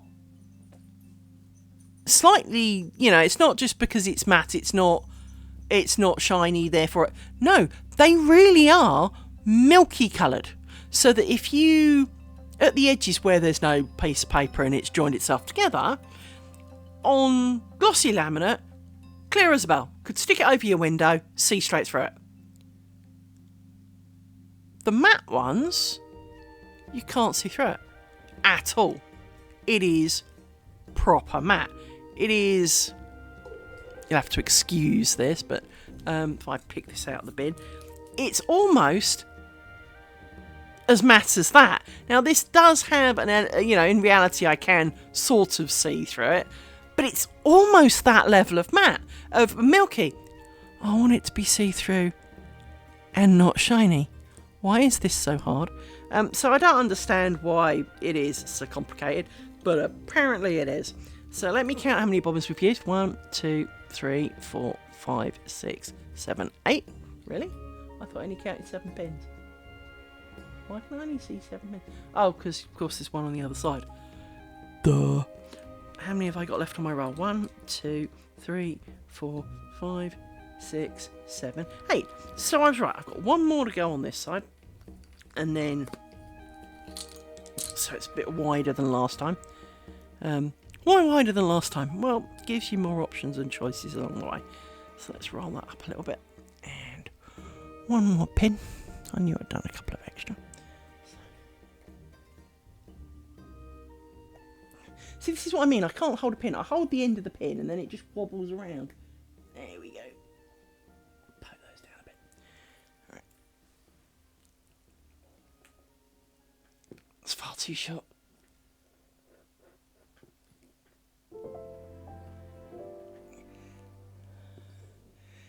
And squidgy, squidgy. This rate, it's going to be a month of Sundays before we get anywhere near anything. As I say, this is the problem with this, is some of it takes so long. And I don't want to set up too much in advance because, well, it's part of the process. And part of the point of me doing this was to share the process. So, I don't want to do... See, you shouldn't be paired with you. Never mind. They should all still be in their pairs. See, how is this pair so long? Let's shorten you slightly. Move you all across. That's half my bobbins. Yeah. Half my bobbins. Oh, for Christ's sake. How? How do you leap out and disappear? There it is. I swear. It's a getting older thing. But I went for a checkup in hospital recently. Well, it wasn't that recent, it was a couple of months ago now, and I was talking to this lady who was pregnant, and she dropped something. And I said, do you find that you pick something up, it's definitely in your hand, and it's like it's like one of those auto grabby tools. You know, you let go, and it grabs the thing, and it's like someone pulls the handle and makes it let go, because there you are, you're holding something, whether it's a piece of paper, your phone, TV remote, lace bobbins, pins, whatever it is, and it's like your brain goes, ha, drop it. And there you were holding it, minding your own business, happy in your little own world, and 2 seconds later, it's now on the floor. And you're not quite sure how it got there, because it was in your hand a minute ago, and you don't remember letting go of it, but you clearly did, because, well, you're not holding it anymore. And so I find myself doing this quite a bit because not grumble. Try not to swear too much on the stream, but you are pushing my patience knots. Because as I say, it took me hours, which I did, last night and this morning, putting knots in these things, and they're just not. Well, literally. They're just not playing ball. And I don't see why it's so hard. How hard should it be to, for a knot that's supposed to be a weaver's knot and all, basically impossible to undo and to slide out of, and then it just falls apart. So I'm now trying to grab the ends and slide the bobbins and pull the ends and hope that I can pull them all in a manner to which it won't move. Because, see, I tested them all. I did pull them and test them. No, Rory, there is no room for you on this side. No, little man. If the table moves, I apologise. There's a little black dog who wishes to have lovings and get up, and he can't. No, my man. No. Go on, off you go. Come on, off you go. That's a good boy. Seriously, no. There is... He's coming up whether I like it or not. Yes, well done. And then he goes and sits exactly where he was 3 minutes ago. The annoyance of dog. Right. So I am already regretting my life choices of putting 8 bobbins aside.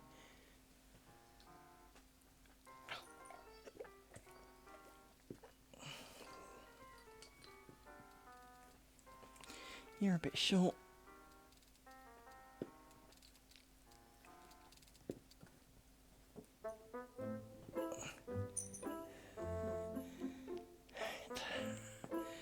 Bobbins, of course, you're now where the bobbins were. Dog, well done.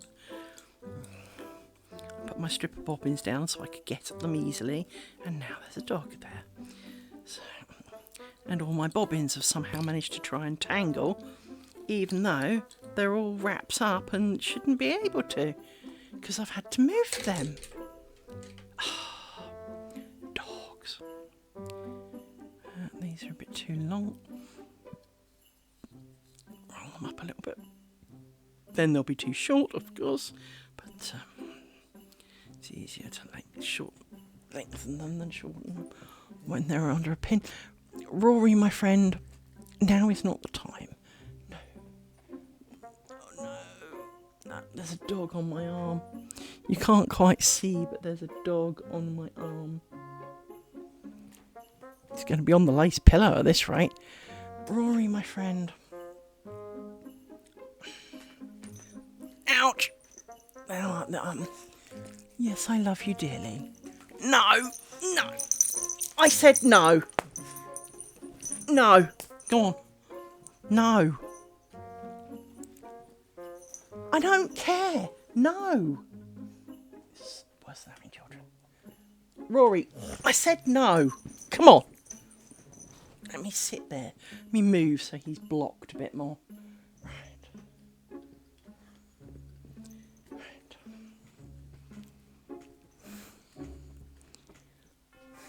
I don't often say no to giving you a hug.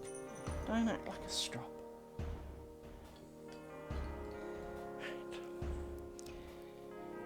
It's a hard life being a dog. Pinsy.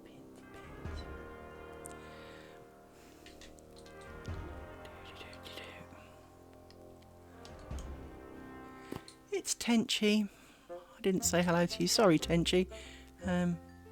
I didn't spot you there. He doesn't ping or anything, and I was watching what I was doing.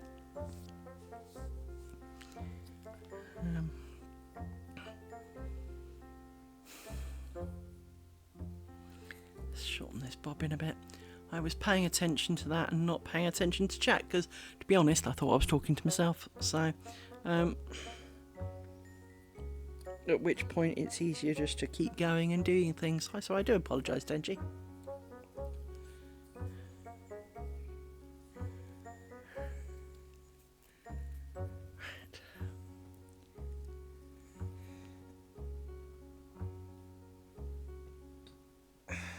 Short.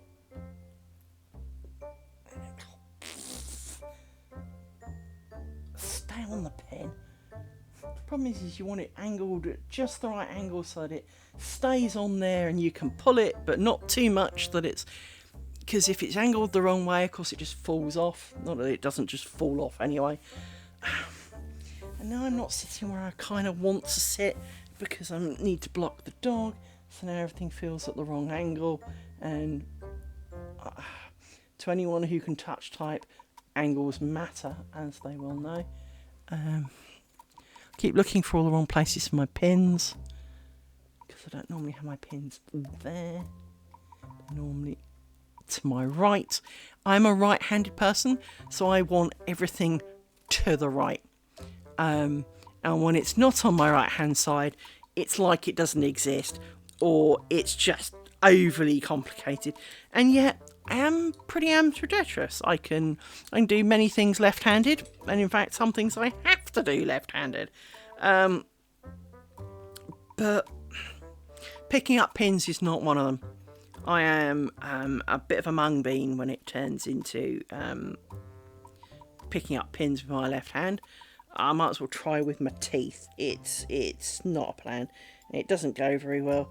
And it's a bit like trying to get this thread off this bobbin so that I can wind it up.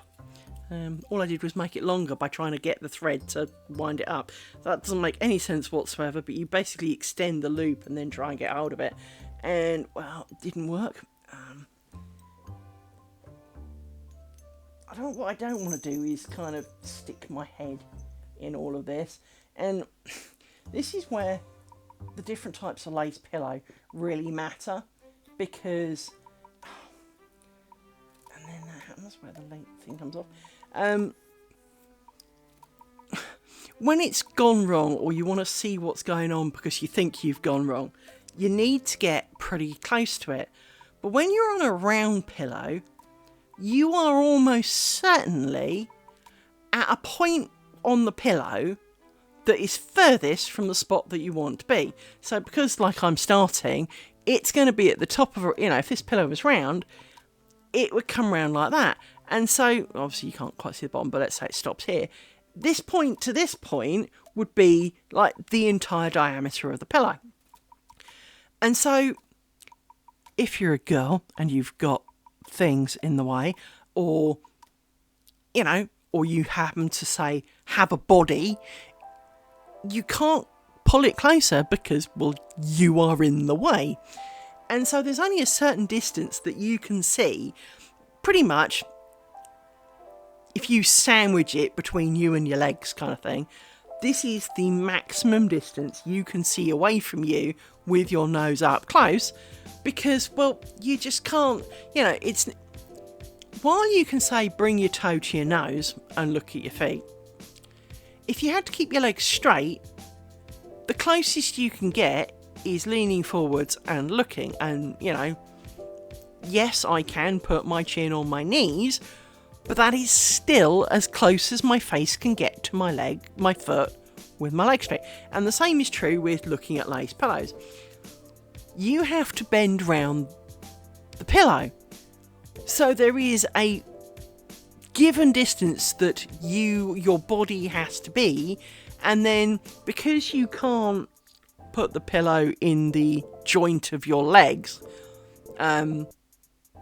it's near your stomach. Well, you can't really bend at kind of boob level, so you can't see a lot, and it does make this a really frustrating sport when it goes wrong. And so, hence I've got a ring light. I'm using a ring light now, but not the same ring light because this has got a camera in the middle. I've got a ring light with a magnifying glass in the middle. It's a glorious thing. In part, if nothing else, because, well, I can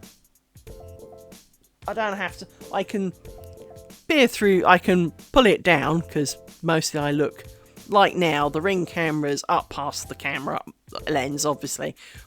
But if this was my ring camera, the ring light rather, with the magnifying glass, I can pull it down and use the magnifying glass, which is, I think, a 10 times magnifying glass, to see what the heck is going on. But then, of course, you struggle from the other problem.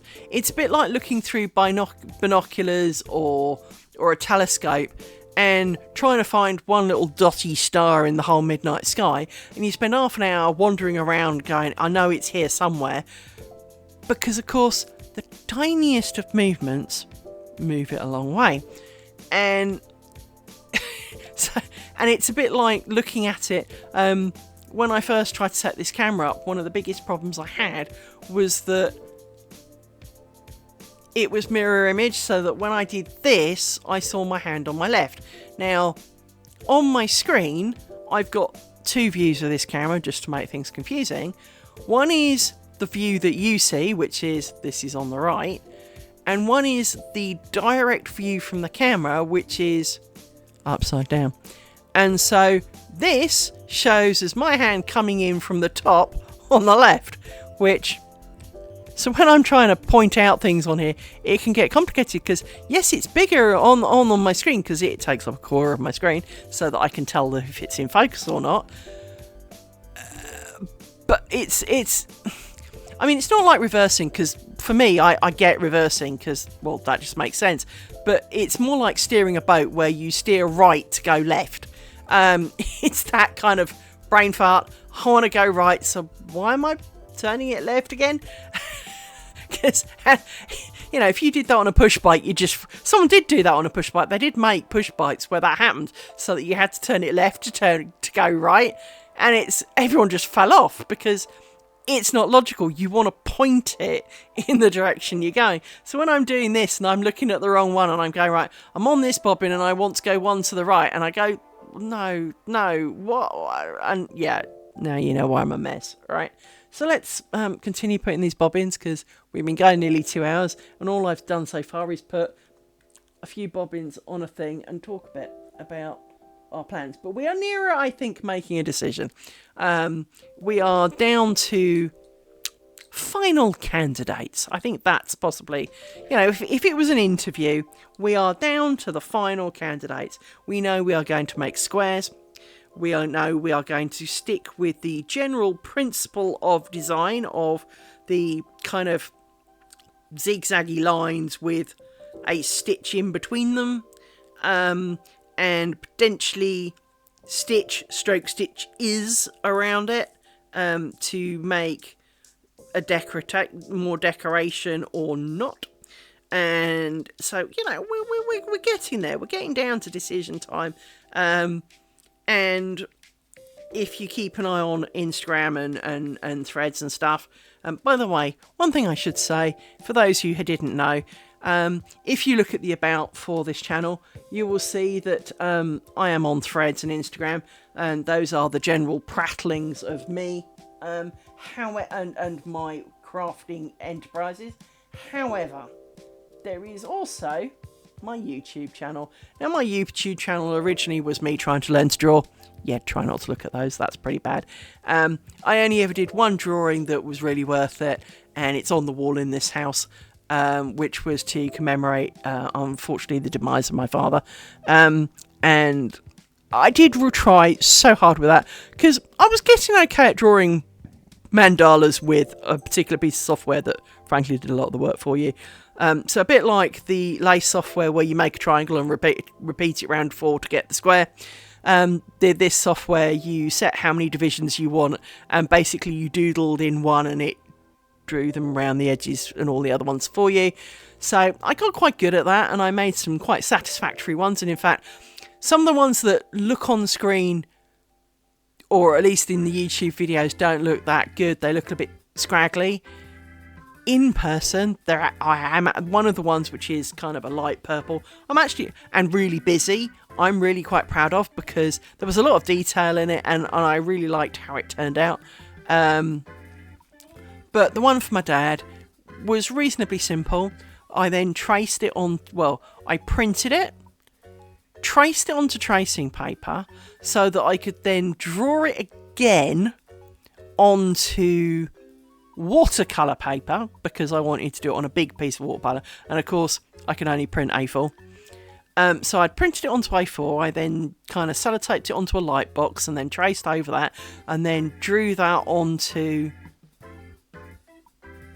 the watercolour paper, which I then painted it. And it's quite a simple thing really, but there were 2 flowers in the middle to represent me and my dad. Because that was the only family I've had for quite a few years. Well, for basically half my life. And so, yeah, it was important to me, and it was in memory of my dad. And the one on my wall, it's not up straight. Could I get it in that frame straight? Couldn't. Finding a frame to fit it, couldn't. Ripped out a really ugly picture that I had and put it in there instead. And it's as straight as I could get it, and it's wonky. But it is up on the wall in this house. It's pretty much the only picture up on the wall in this house, actually.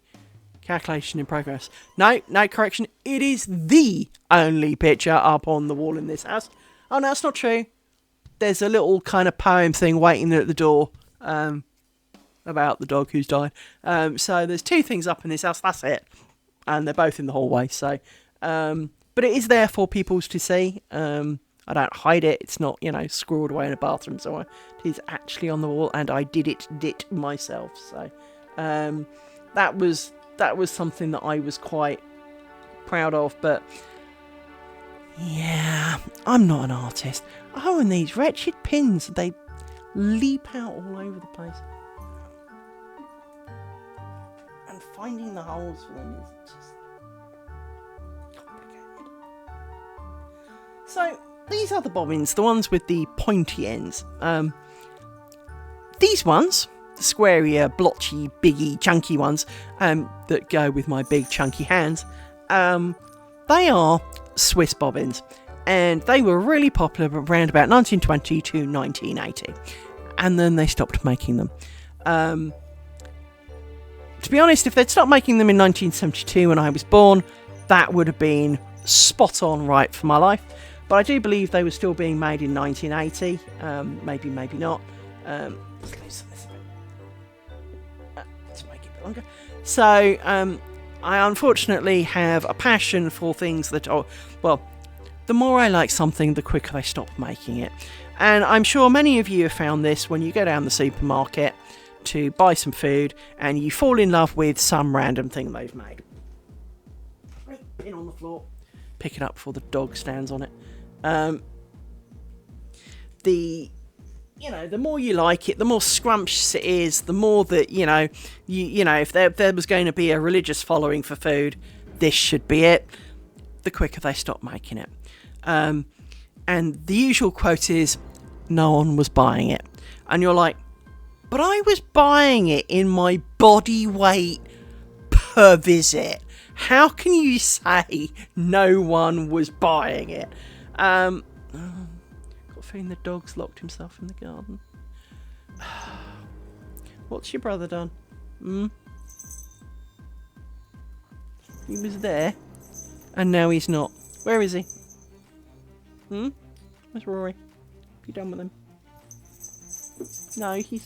That did not mean mug me. I did not say those words at all.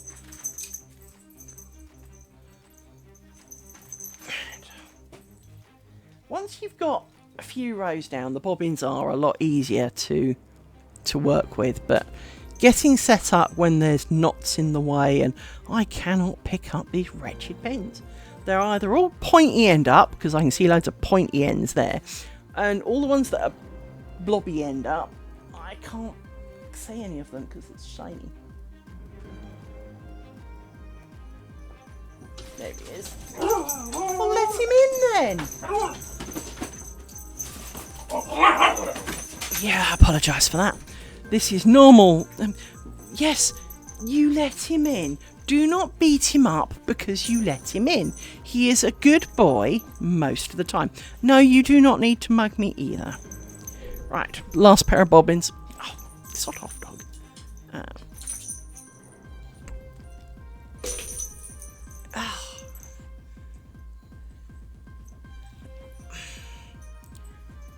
It's right, got another spam bot person. Jeez. I've got a thing that's supposed to, you know, be awake and, you know, kill spammers, and apparently it does not. It just doesn't.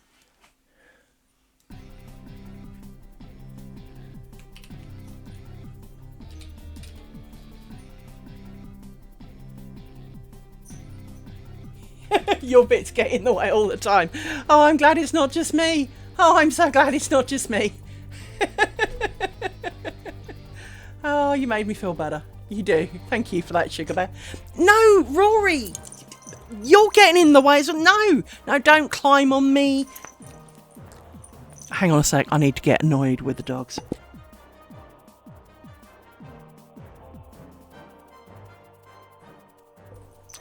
Hopefully you didn't hear that. They're now looking sorry because I have shouted at them. Right, let me try and ban this idiot. I need to click on it. I need to report it. Report it for spam. Spam what? There must be a way to automate this, but I don't know of one. And I don't know whether that works.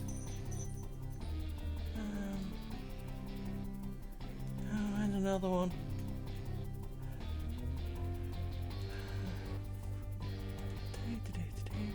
They just don't need these people. You really, really don't.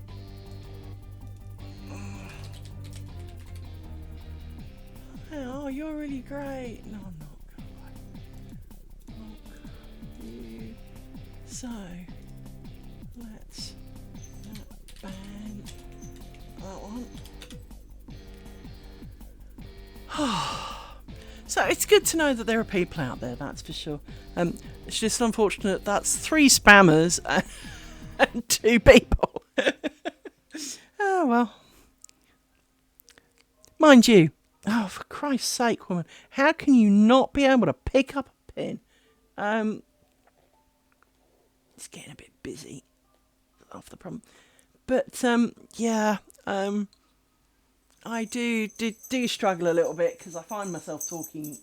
I'm convinced I am mostly talking to myself, and that makes me uncomfortable because when it says, for example, there are ad breaks, I don't know if there are actually ad breaks because, well, I can't see them because, of course, you're subscribed to your own channel, so I cannot see whether I have ads on my stream or not. Only other people can, and hi, Sugar Bear. So yes, it's I'm struggling with this, and I don't know whether it's my wonky brain cells or what, but I struggle with some of this because, you know, am I talking to myself? Are there adverts? Can nobody hear me? I know that the volume levels are all right because I've checked those, but that doesn't mean that there's anyone listening, that it doesn't mean that the ads aren't blocking it, and that you're not being spammed, I don't know, with bread adverts or whatever it is. And so, right, that's all of our bobbins, and as you may have noticed, there's not a lot of space left. Let's move my bobbins a bit. Definitely need to find a way to...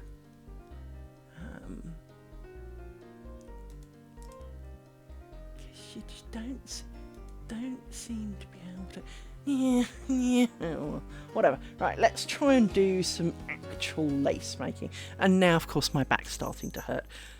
Congratulations, back. Well done for that. You wait till now and then go, actually, I think I might hurt a bit. Let me move a bit more. Right. So, let's see. There's the middle. Let's get some pegs out of the way. Make a little bit of room in the middle to work in. But you can see how this is difficult. Now, when I did my GIMP thread and other tests, I was using my roller pillow. Why aren't I using my roller pillow now? I am waiting for delivery of a piece of wood. Yes, you heard that right, a piece of wood. Why? Well, this is currently on a table, and the table is H-shaped. So there's a bar along the top, bar along the bottom, and a small bar down the middle. And this, being rectangular, although the entire table wobbles a little, is very safely on it because, of course, it rests on the 2 bars at the back and the front and is supported in the middle. My bolster pillow has a base of about, well, actually you can't see that, it's about this size. It's quite a small base. Now the bolster pillow is as wide as this pillow, it's great. It's also taller, so it comes up to about here. So I have to lower the table, then my knees get in the way. Seriously, I much as I do, I am not encouraging this. There are times I wish that body parts were removable. Because life would be a lot more practical if you didn't have, where if you know, for women who wish to look over the arm of the sofa, will tell you they get in the way, especially if you've got a reasonable size pair. So there are times when knees get in the way because if you think, imagine how more comfortable flying in an aircraft would be if you could kind of take your legs off. They'd pack more of you on and you'd be even more sardined than you are now, but you wouldn't have the idiot in front of you bashing your knees because you got long legs, because, well, you'd take them off and, I don't know, put them under your chair or something, right? Put them up like crutches at the edge. It's the, or when you're trying to lie on your side and your arm's going to sleep, but you want to lie on your side because that's kind of where you're comfortable, but your arm's falling asleep. Well, imagine if you could, or your partner's lying on it and it's gone to sleep. Imagine it'd be great if you could take your arm off and not suffer from that. There are times that the whole kind of removable body parts could be really helpful. There was a thing many years back in the 80s. Tomorrow's World. Now, Tomorrow's World was a programme on the UK BBC where they showed technology of the future. And in fact, back then, it was in the 80s, they showed the e-ink technology made by Thorn EMI, who seemed to have disappeared. But they originally came up with the e-ink technology, and it was demonstrated on Tomorrow's World. 3D printing was on Tomorrow's World, around about the same time, actually. And something else they got the poor female presenters to do this, because of course they couldn't really do the men. It was a inflatable bra. So you put it on, and it was a bra. You could then blow into it using a tube to inflate it to have, let's call, party boobs. But on top of that, no, that was not enough. No. It had lights in it, so that under your white shirt, as hers was, it could flash multiple colours, and yeah, like, that's not gonna be a problem. So, I mean, don't get me wrong, party boobs can be a thing. You want to go out on the pool and you want to look your best and looking me best. Then there are times you need to be able to take them off, put them in the cupboard, be flat-chested, and be able to do things like play pool and snooker and sports and, all those things where they're just a hindrance. Because for all of those women who are blessed... Oh, and another one. Jesus. Have I really... Why is today the day of the band, the spammer? I have never been so popular in my life. Let's see if I can grab his name. Its name, because it's not a person after all. That needs the colon. We can click on it.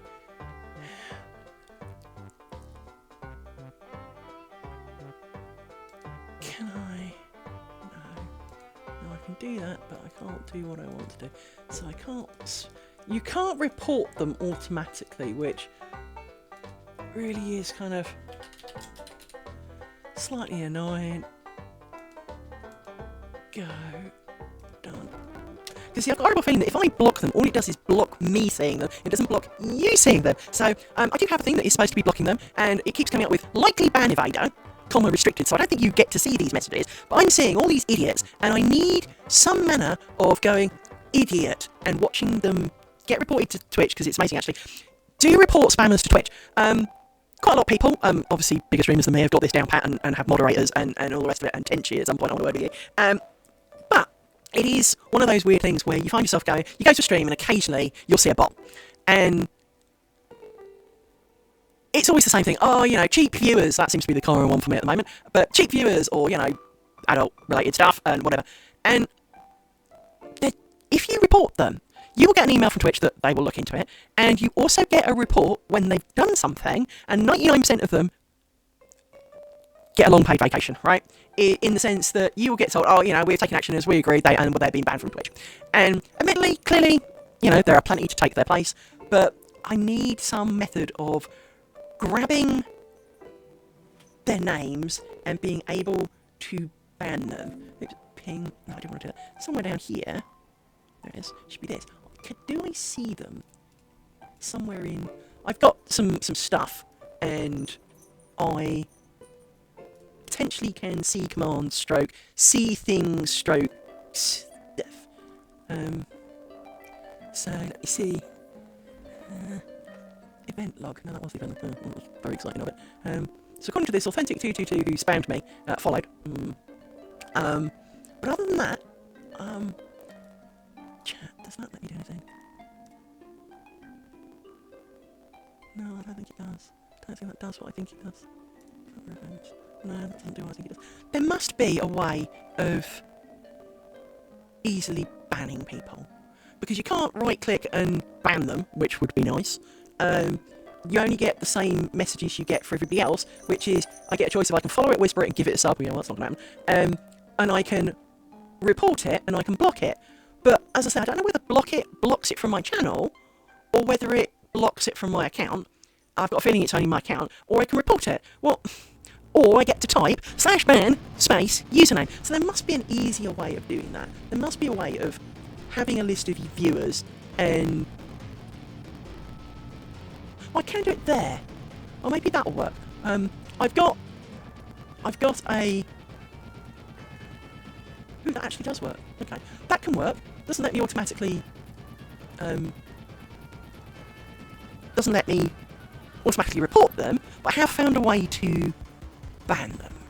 That's a good thing. Yeah, more windows. Thank you. Oh, they still show up here, I think. Twitch. Yeah. I have a potential way to do it, but of course, an awful lot of them, I think, they don't like come in and hang around on your channel. They come in, spam, and leave, so they don't show necessarily as active viewer. But if I go onto my streamer bot program and say, "Don't hide those who aren't present," they showed up. And there is a right-click and ban option there, so maybe a bit of mixture of the two, but then I can't see everything else. It's just annoying. There must be a way to do this. There must be some way of achieving this. Really must. No, I guess this is why some of the big boys pay for moderators. Anyway, let's get back to the fun bit. Let's actually do some nice making. So let's go and make some ground stitches. Do a couple of layers of ground stitches, getting a bit further away from the pins and the knots before we try and do some tallies, because, well, yeah, and because we all know that Liz is not going to make a very good job of making tallies. As I say, normally you work with your bobbins on a lot longer method, just because, well, you do, and I should, but then I don't want them to be off the camera so that you can't see what's really going on, so hence the trying to keep them on camera kind of thing. And I know they could be longer than they are now, but it is... See, if you didn't have to keep stopping picking up pins, this would be a much quicker profession. Because the actual lacing, the making bit, it doesn't take the time, it's the pins. So once we've done, and I've managed to pick up pins and stab it, we will take out the original pins that I put in, so that we can make the top a bit smarter. Not that it's essential, it's an experiment after all, and the experiment is not the starting edge, it is the making of tallies. Is that what I want?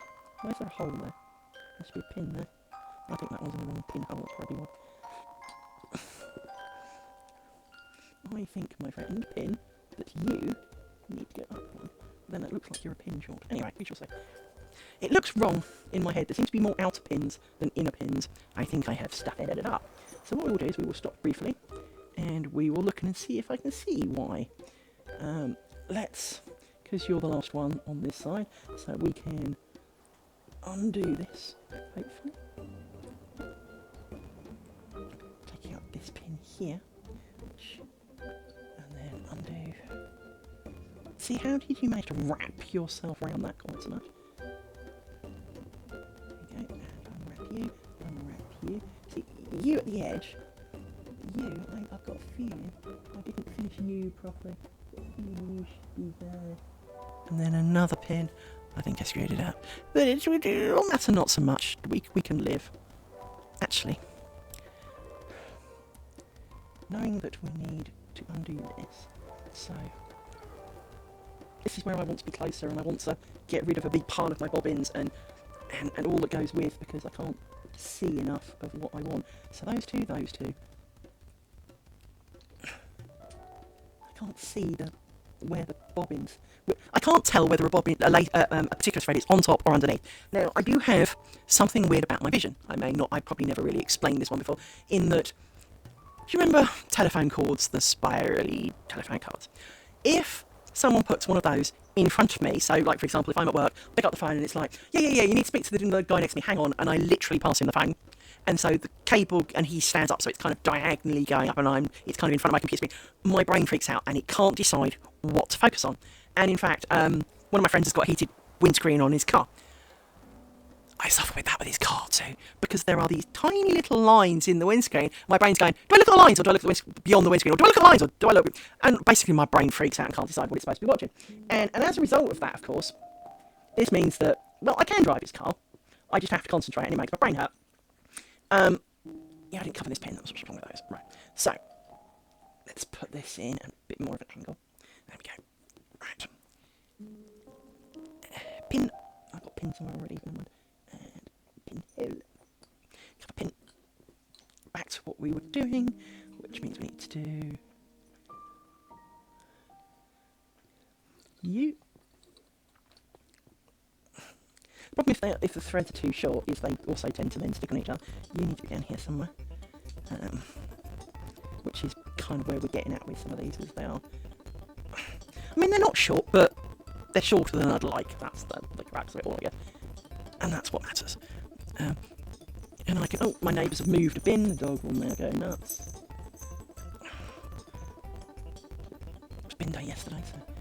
But it was peeing with rain. We have been having nothing like the poor people in Florida. If you're in Florida, it is a lot of bobbins, Tenchi. It is a lot of bobbins. And Tenchi, my dear friend, I need a word with you. I need to ask a favourage of you. I will ping you later and ask you if you would be willing to undergo a promotion. There you go. To give you an idea of what I'm going to ask you. Yeah, it's bin day, but we've been having an awful lot of rain and storms here, to the point the nearest motorway to me, a bit like freeway to the Americans, flooded so much that it's been closed in multiple places the last couple of days, and I don't ever remember hearing of a motorway closed from flooding. I mean, there's been, big puddles, brief bits, but this is kind of, you cannot drive through it. It's kind of up to the roof level flooding on the motorway. And, I mean, don't get me wrong, I live in a part of the country where in 2007, in fact, in July 2007, pretty much the entire county was underwater. And when I bought this house, it was like, hey, my goodness, there's flooding around there. When did it flood? 2007. Darling, everything flooded in 2007. There were pretty much no homes in this county that didn't flood in 2007. In fact, my old home is pretty much one of the few that didn't.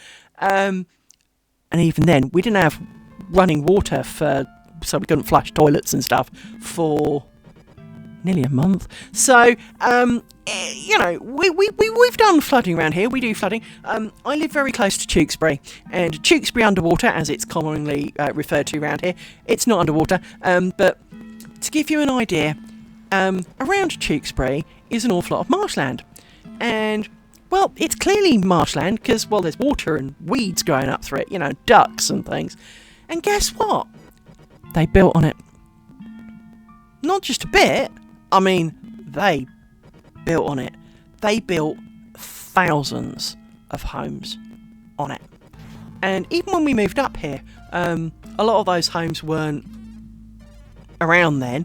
And we've watched them build on land that, when we first moved up here, we got a dog and we took Charlie to the vet.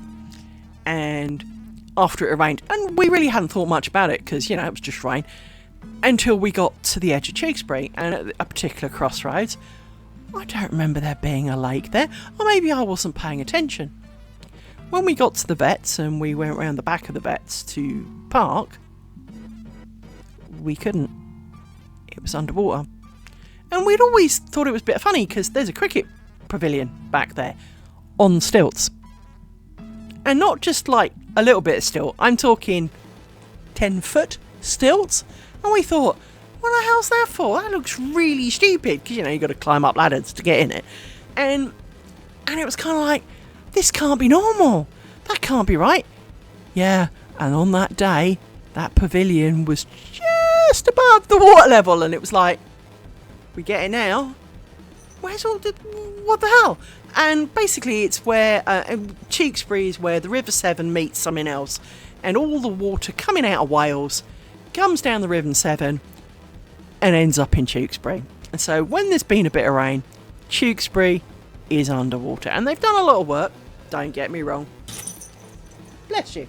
They've done an awful lot of work to reduce flooding because, well, 2007 happened, and the council, it got so bad that even the water pump and the electricity board flooded, and there was an awful lot of work done, and lots of homes without power and water, and we were underwater.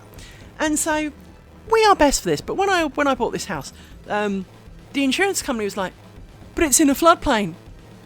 Okay, when did it flood?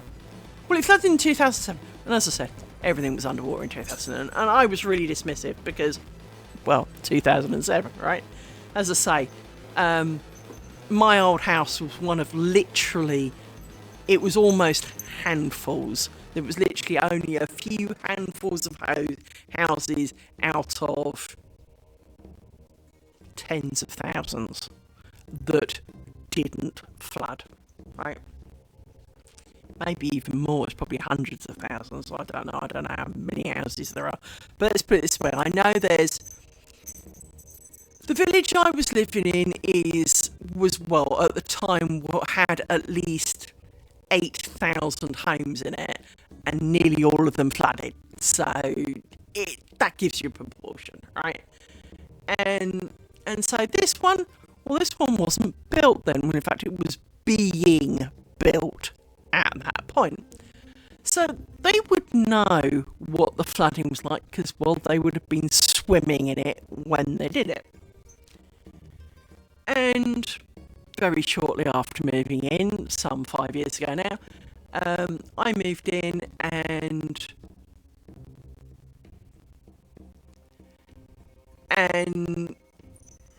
literally I'd been here, 10 days? And it rained a bit. I mean, it's just a bit of rain. And on the local Facebook group, oh, it's flooded. You can't get back to my old village because basically I'm one village over there. Can't get back to it. It's flooded, and it wasn't, a small puddle. It was impassable, and I was like, that's literally, well, as the crow flies, it's got to be 300-400 yards from here, and I'm like, okay. Now, every time it rains, there is a field behind me, and the corner near our gardens floods. But, well, there's a reason for that. The other side of my fence is what I call the big house. It's the old farmhouse, and they have, you can't call it a pond, it's a frigging lake. This thing's, it's got an island in the middle that I could lie down on and not touch all the corners, right? So this thing's big enough. It's not really a pond anymore. It's kind of a small lake. And, well, you don't have pond straight lake without water. So clearly there is water about. It never really bothered me because I knew there was said lake thing. And the puddle out the back never really did anything more than be the puddle out the back in the field next door. About 2 years ago now, got a panicky kind of message from my neighbour, because there is a stream back there, but it's like a stream at the bottom of a 2.5 metre ditch. And usually, if you've ever been to a gents' urinals, don't ask why many of us women have seen this, there is usually a bit of a trickle on the floor. It was literally not much more than this. It was barely, the runoff from anything. It was tiny. And it was kind of like, it broke the banks. And it was like, what? That's a lot of water. And that's the only time I've seen that stream actually do anything. Because it is literally, it's not even a stream, it's called a brook. It's not even as big as a stream, right? And so we are, I'm surrounded by water potentially. And right here, right now, I can't get to my old village. It's flooded. I can't get to the nearest town. It's flooded. Friday, there's basically one road that goes through our town and it T junctions with another one. So there are 3 ways out. All 3 were blocked on Friday. Last Friday. And it's basically been raining since. And I haven't seen any sign. My house is not in danger of flooding, so don't worry about that. But I might not be able to get any food. That's a concern because today is takeout night. So I am struggling a little with, we in England are struggling with the fact, well, basically the middle of England, so the whole kind of band across the middle of England. It has been raining for like a week. Now, currently, it is not raining, and the sun is even briefly out. But everything's still wet. We are somewhat soggied out at the moment, but we are not anywhere near Florida, and obviously we send our love and sympathies to those in the Florida kind of tornado type stuff that you are suffering over there. But for England, this is pretty bad. For the country that doesn't really do weather, because we don't do anything, you may have noticed. We don't have volcanoes, we don't have earthquakes, we don't really do weather. I mean, we moan when it's, now of course we deal in centigrade, not Fahrenheit, and so I cannot convert in my head. The only number I know in my head is that 32 Fahrenheit is 0 centigrade. But, for us, anything over about 25 centigrade is considered getting hot. And anything under 5 is generally too cold. And so we live in one of the blandest temperate places on this planet, and we still find ways to moan about it. And to be honest, the rain, I mean, I've always said this, you get the phrase, in England's green and pleasant land, it's mould.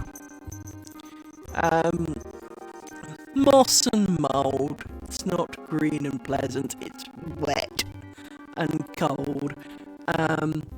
Especially if you go to Wales. But we will survive. It's only a bit of water. I am not in danger of flooding, so it should be fine.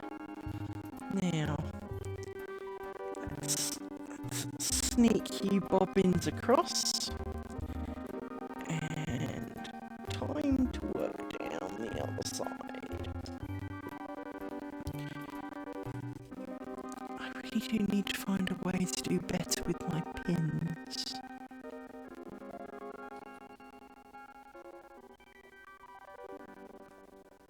Of course, I should say during the ads that about my stream is that if of course you're subbed, you wouldn't have to endure ads.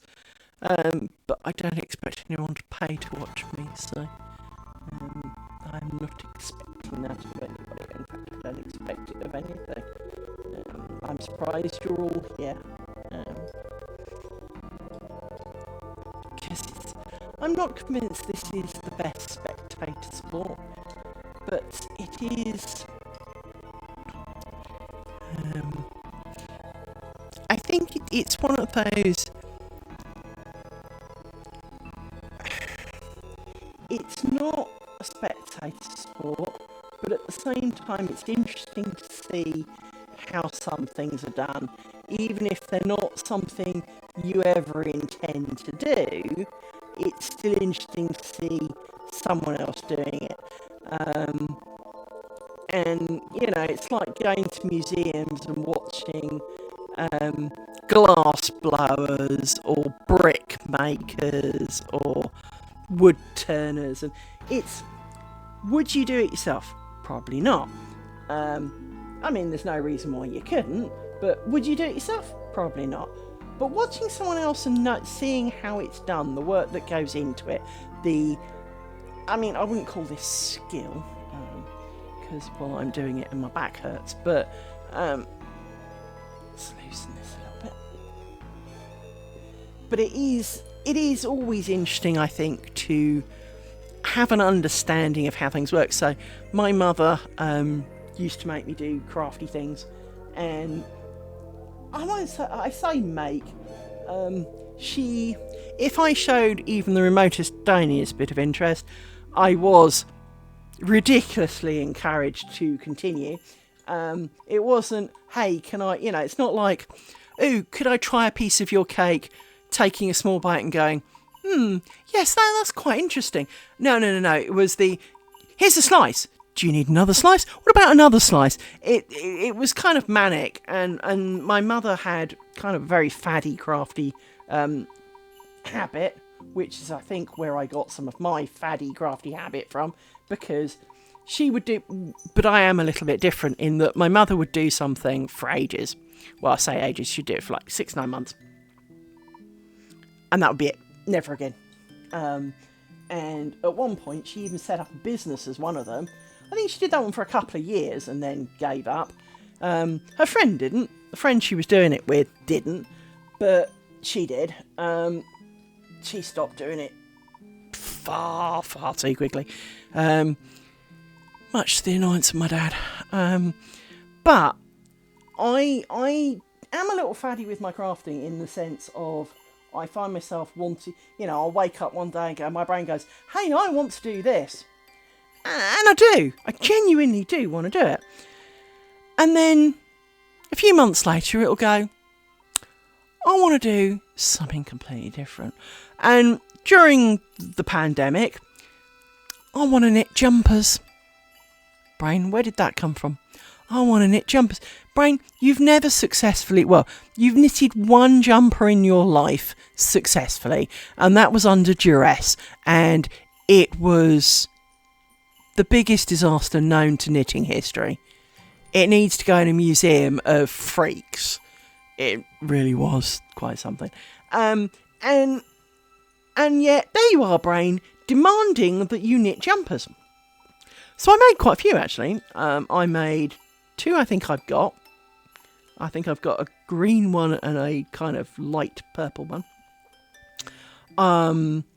One that the ex-husband has. One, I think, he ended up with 2, I think, because he had one and then it got holes in it because it was wool and the moths got it. So I then made a replacement out of acrylic because that way it was cheaper, because the wool stuff was really expensive. And not that I don't care and that he doesn't deserve it, but it was kind of like, it didn't last very long, and pure wool needs fancy upkeep, and he does know how to do the fancy upkeep, and he is good with it and he was looking after it, but it's just so much easier to look after acrylic stuff. So, Rory, I told you I will lose my crap with you again. So yes, the whole kind of crafty thing is a good thing, and so I will be doing my net curtain because I'm really determined to make a net curtain. It may kill me, but I am determined to make my net curtain. But after my net curtain, we may be varying into some other crafty type things. So I have some stuff on my loom that I've been avoiding for a year. In part because I made a miscalculation and it hasn't turned out to be quite the way I hoped. And in not turning out to be quite the way I hoped, I mean really not turned out to be quite the way I hoped.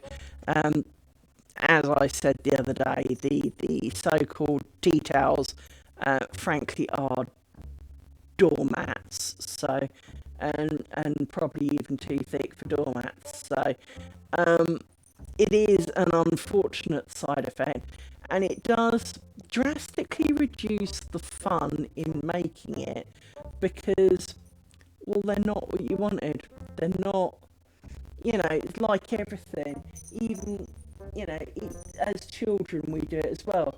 If you're making something and it's exactly what you wanted and what you always wanted, and you're really proud of it, you keep going, you put a lot of effort in. when, like school homework, you are made to do something, or you feel compelled to finish it because, you know, I don't know, your parents are giving you grief, it's not so much fun now.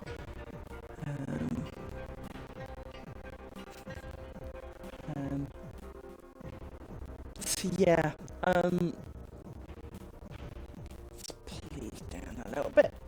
Right. So where are we? Just on that one. I need another pin. More pins. More pins.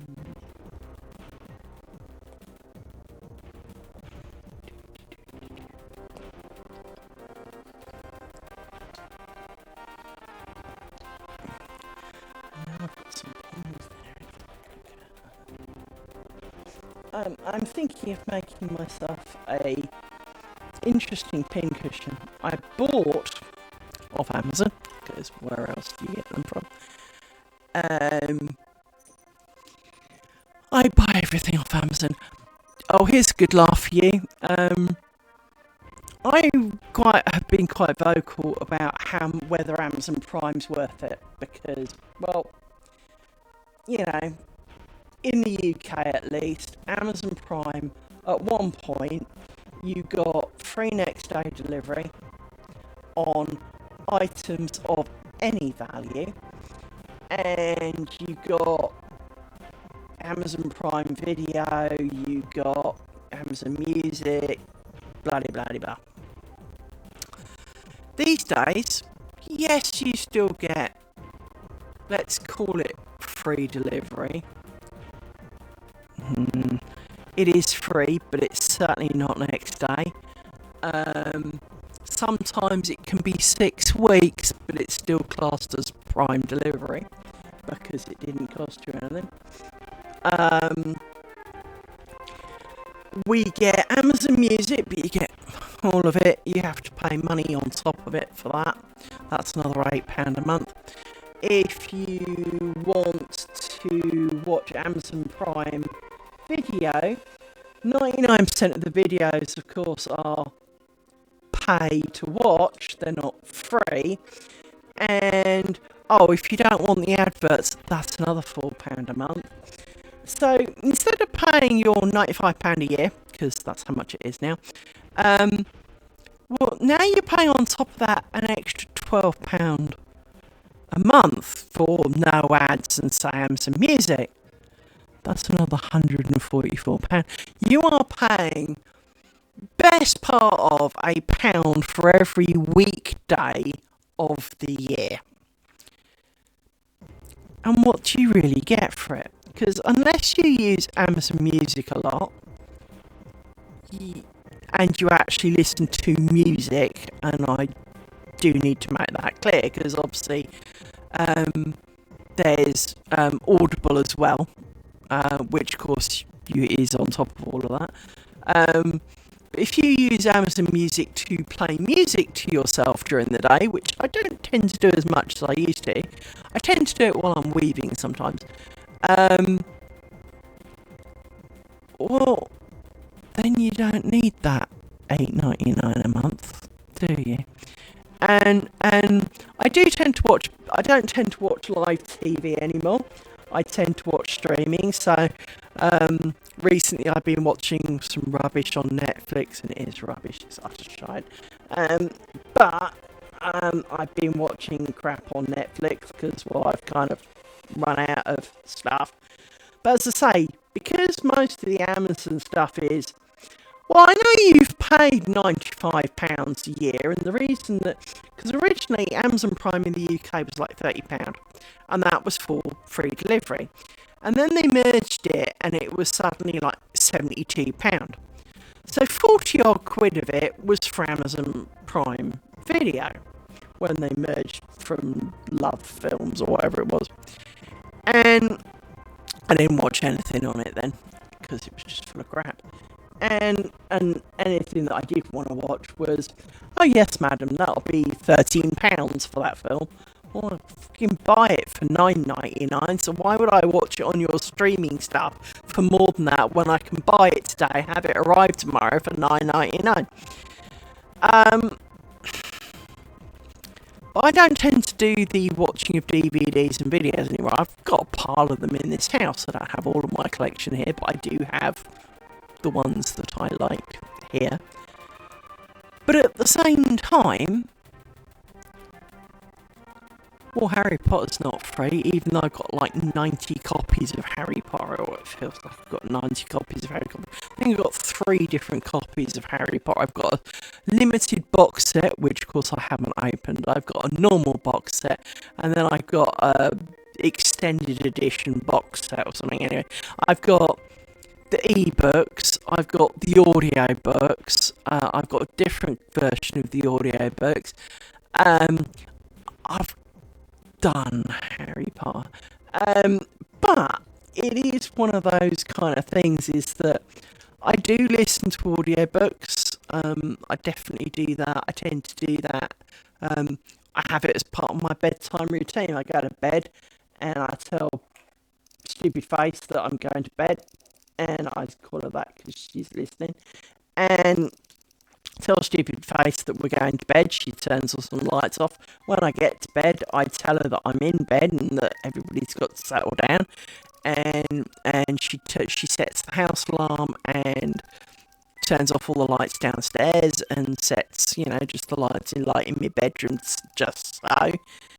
And when I go to sleep, it's sleep time, and she knows to read me 20 minutes of my current audiobook, which is quite good, because if you got insomnia, if you haven't, especially when it's Harry Potter, because you know the story about the front, it's like being read a bedtime story when you were little. So I do that quite a lot, and I quite enjoy that. And I do audiobooks sometimes when I'm weaving as well.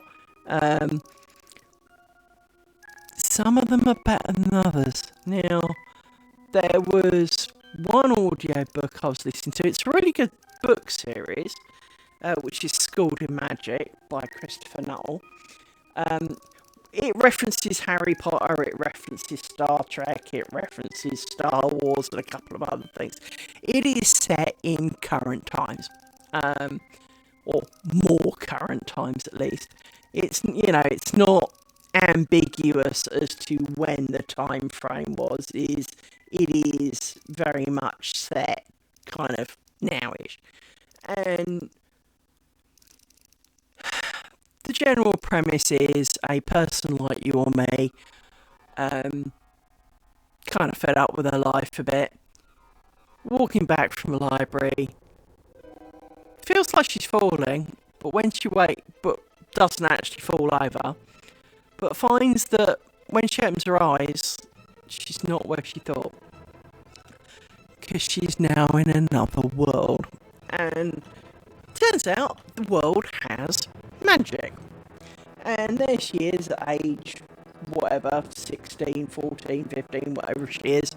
I fail to remember how old she is, and she has to now learn all about magic, and she gets rescued from a bad guy. Obviously, it's a bit drama, and but she has to go to school, and it's called Schooled in Magic, and it's not Harry Potter style. It's similar, but it's not Harry Potter style. It's a bit more scientific in that spells have notations. You don't just kind of go Expelliarmus and maybe you will waft a wand a bit. You don't use wands. It's got a start, a beginning, and end. You can pick it apart. You can apparently visually work it out, and all these kind of things. And so it's kind of, I won't say more adult, but it is, because I think a bit like Harry Potter in the sense of it is a young adult series rather than an adult series. Anything like that's kind of likely to be a bit more young adult. But it is a good story, and it's I enjoy listening to it. And there's something like 28 books. It goes on a bit, like a film, or some series. The first series will be great. It's kind of the equivalent of a first book of a film or whatever. And the first series of something is usually quite good. And series 2 isn't so bad. A couple of people have left, a couple of people have joined, kind of thing. And it may not quite have the feel to it, but inevitably, like all of them, they go through a crap bit. They go through a phase where they are clearly making stories for the sake of making stories.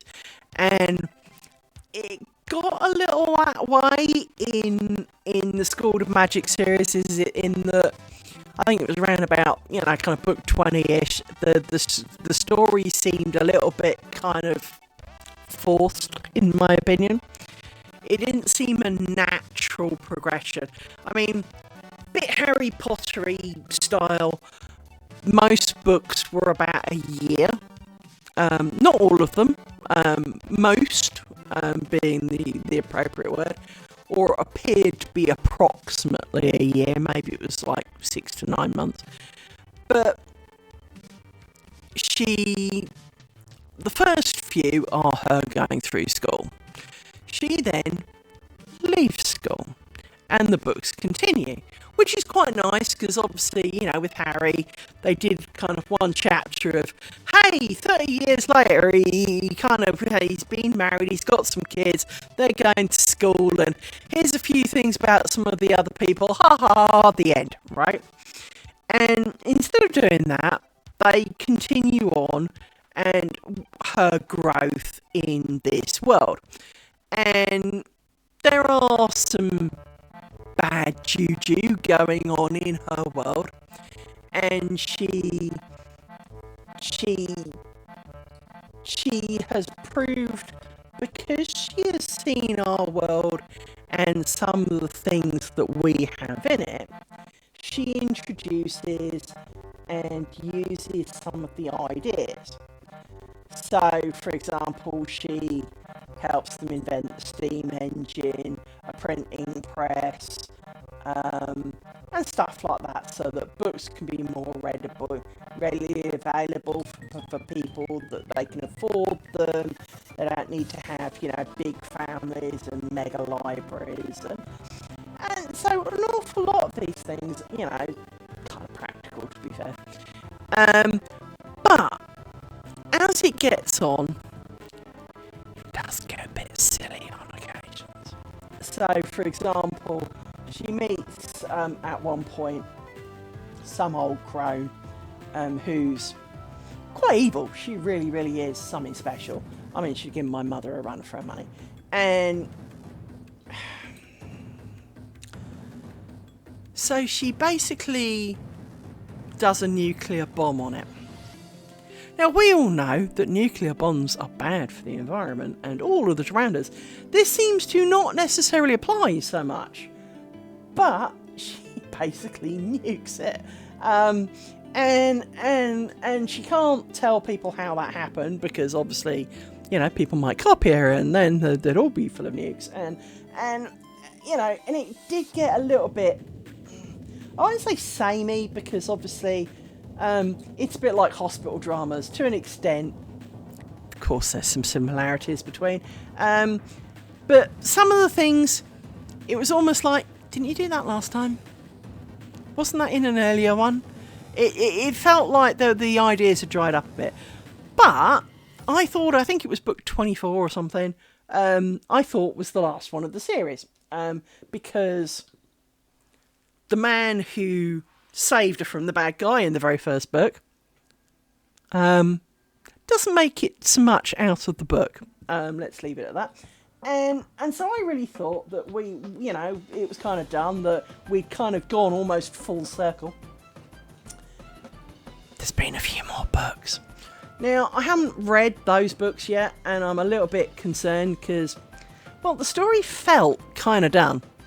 And you know, the author did say that, you know, they've got kind of an end in mind, and you know, that there's not just going to be books for more books' sake.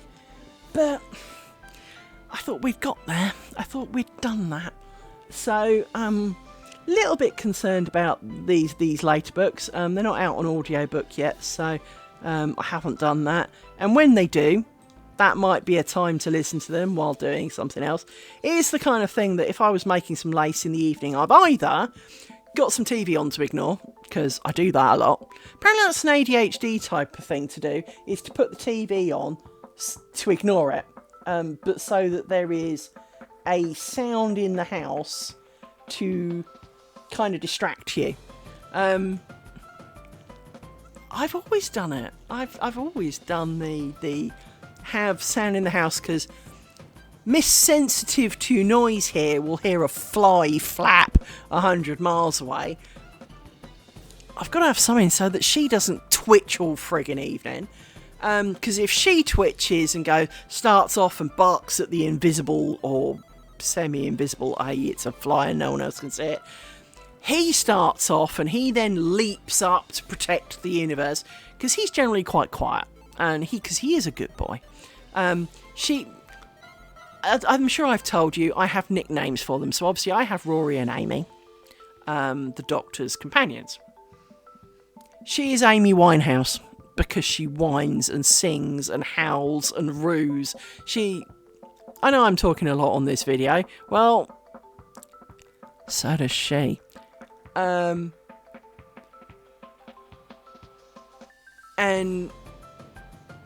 Rory, however, is nice and quiet. He is very much like the kind of under-the-thumb husband, although they're brother and sister. And he leaves it all up to her. But should there need to be some sorting, he is the muscles. So, he does. But like last night when I couldn't move, we'd all laid down on the couch and I was trying to let my back rest, and she heard a fly in Nova Scotia or wherever it was, and she leapt off, but that was down by my feet. That wasn't the problem. It was him leaping off that really did me in, because he made me jump, and as we all know, when you jump, you tighten muscles. That was not a plan. Oh, that was so not a plan. It was nearly clean up on R5. It was not funny. It really wasn't. So, I think it's time to try a tally. What do you reckon? Now, I will say that it looks like my chat comes through really delayed. So, that's not a good thing. I don't know why that would be. And I might have to do something else to sort that out. But I do fear my chat is somewhat behind my video. Or my video is just really slow in coming through. But potentially you've just talked to my knitted jumper. I'm sure that was 10 minutes ago. Something's a little bit weird. And I can't really do anything because I don't have a pair of headphones. So, I don't really want to bless you with the noise of me turning my phone on to pull up my own stream to see where it's at. But I think it's time for a tally. One thing I do want to know, actually, let me see if I can do this. Let's see if we can throw this. We'll throw up a poll. Yes, I do want to create a poll. Question. Evening UK time stream. No. Yes.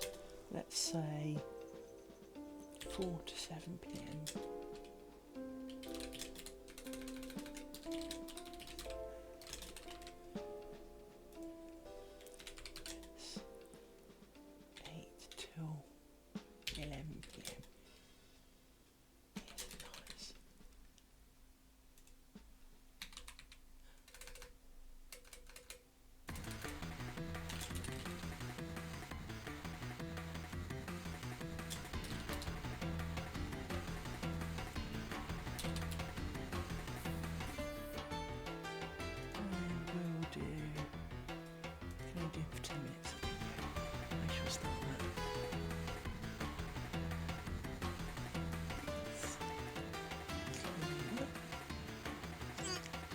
So, set that off and you can all vote on a poll, all three of you. Tell me whether you are interested in a weekend stream. Oh, Rory, you've put your head in such an awkward place, my little man. Right, so a tally. How do tallies work? Badly, as I said earlier. So the principle of the tally is, and we will do one here. So the principle of the tally is that these two outer threads should always be at around 90 degrees. I don't have space for that. And then one of these two in the middle goes round the other three. Sounds so simple, doesn't it? Oh, that sounds so simple. Yeah, I made a real big hash of this last time. So, it is advised, they said. So, they said pick the second one, make the string a bit longer. There we go, longer. To the point it's basically off camera almost. So, and they said go over, under, under. And then try holding, this is where you need 9 hands of course. So I'm not left-handed. And then try and put it up. Over, under. Oh, it's under that one, over that one. That's better, that's more like it. First one won't matter. So I can't hold those and pull this up at the same time. So it goes over the middle, under it, but then under it, over it, under it. That doesn't seem to be the same way as it was last time. And I can't pull that with my left hand. So over, under, over, under. See, this is what happened when I was thinking about this before, is that everybody else makes the same movement. So whether you go under and then over, it just doesn't work out because you go round them. Now, so if this, see, it's in the wrong place. It's got to go under, around. There you go. Right. So, yeah, this is turning into a disaster as well. But the over and under means you need to go under this one. But I went over that one, so when I come back, it's got to go under. But then I wanted to go under this, you see. So if I go back, round, right. See, this is where I can't see what's going on for love nor money. Try and find it. There it is. Right, so then back to where we started. If I go over this and under this, I then come back over the top. Under this, over that, and then come around, and then I'm in my head, I cannot make this work. I cannot see how this, I know there are 3 things, and but it's the fact that because the 2 end ones, you do both, because you either go under and come out on top, or go in on top and come out underneath. It is not making sense in my head. Let's use some pins. So, in row 1, if we've got, I haven't got enough ball-headed pins floating around, I don't think. Hang on, stab these back down. I do have a number of ball-headed pins. So, on row, let me pull out 6 of these, because that's what we need. For some reason that one doesn't want to go in. So, this is the problem I have. I go to push them in, and they don't always go in, and it just like slides up my finger, and I turn into an idiot. Right, so I've got 6 of these. So let me poke 6 of these. Right. Thanks, Rory. Okay, so with our 3 pins, if we think about it, if we go over that one on the first one, and then under that one on the second one, but it comes out over the top, so this then comes out underneath to go over the top, to come out underneath, to go over the top again, to come underneath. We never, but we do come out on top. So I guess it does work, but it doesn't feel right, because in your head you're supposed to go over and under, and then over and under, and over and under. But of course, because these are 2 moves in one go, it kind of, don't know why these are so sticky. There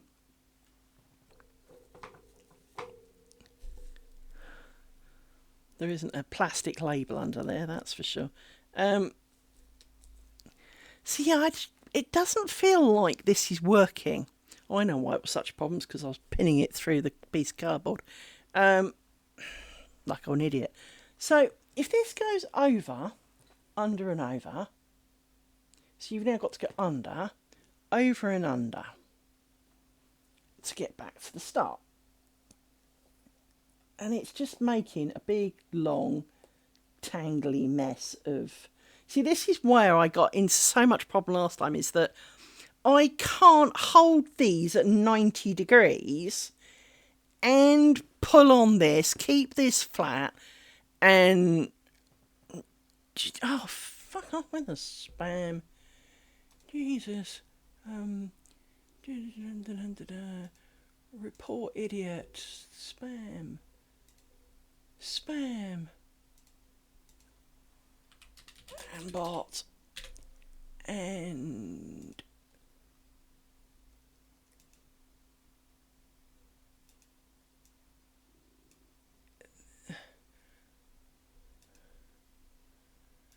just close that. And of course they're not in wretched order, are they?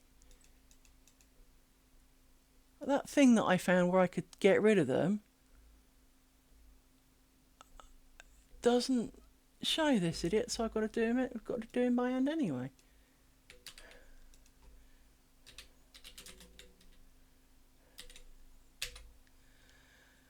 He'll probably turn up in about 50 minutes. There must be an easier way of doing that.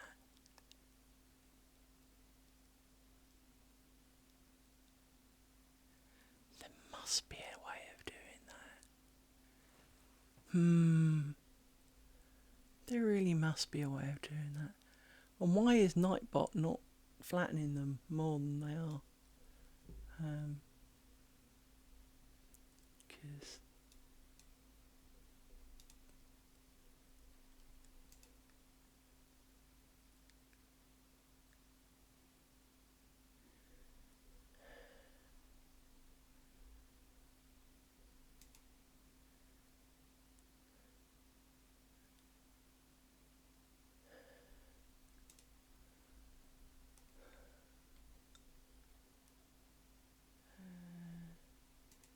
let's see if I can add.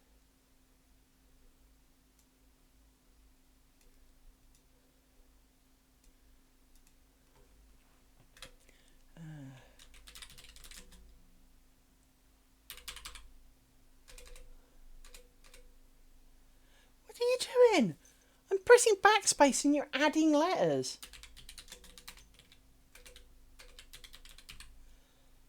What's wrong with you, computer? What the How in the name of mercy is this a thing? Anyway.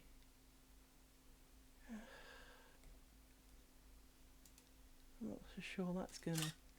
Oh, it's my camera getting bored again.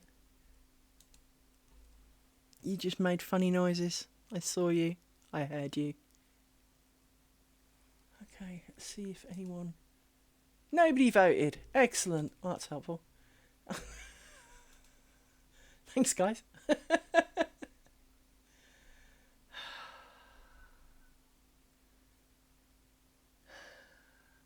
This doesn't seem to be working the way I thought. It really doesn't. And how is it? Seriously, you're going to run out of batteries every an hour? That is not a thing, camera. That is not a thing. Let me change the battery.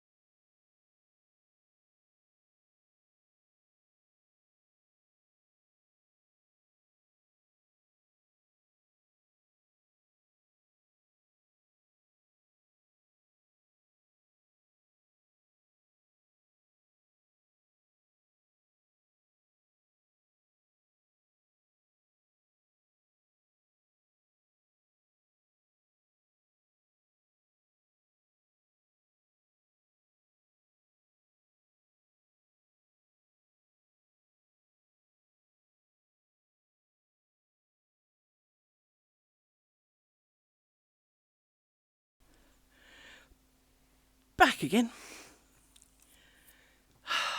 This camera is going to be the death of me. How can it only do 1 hour of video on a battery? These are supposed to be long life batteries. I'm sure it's supposed to do better than this. Interestingly, see if I can Google quickly. Google battery life video.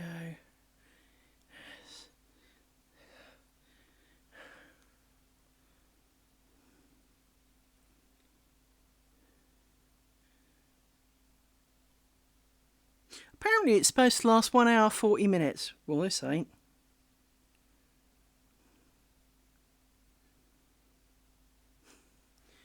Well, that's helpful.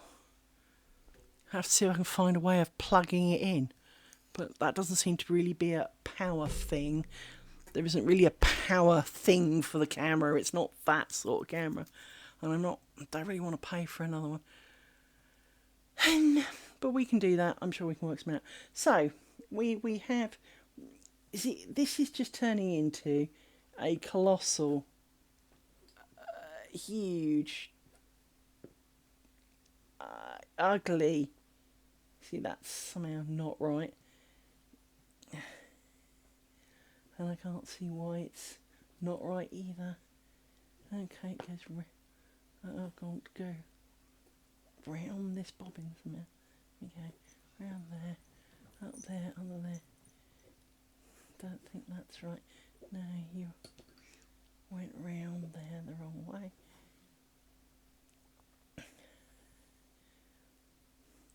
And see, you look at it and you're kind of like, how is this working? That goes somewhere around there. No, round the other way then. And then round that way. And should go around that way, but I'm not sure it does. And maybe around that way. Yeah, I am trying to undo it. And it's proving harder than it sounds.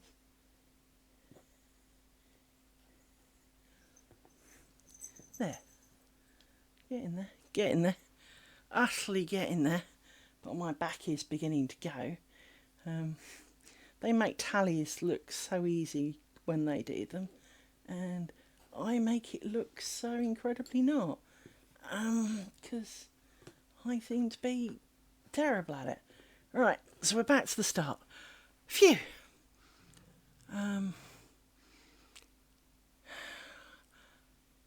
I struggle.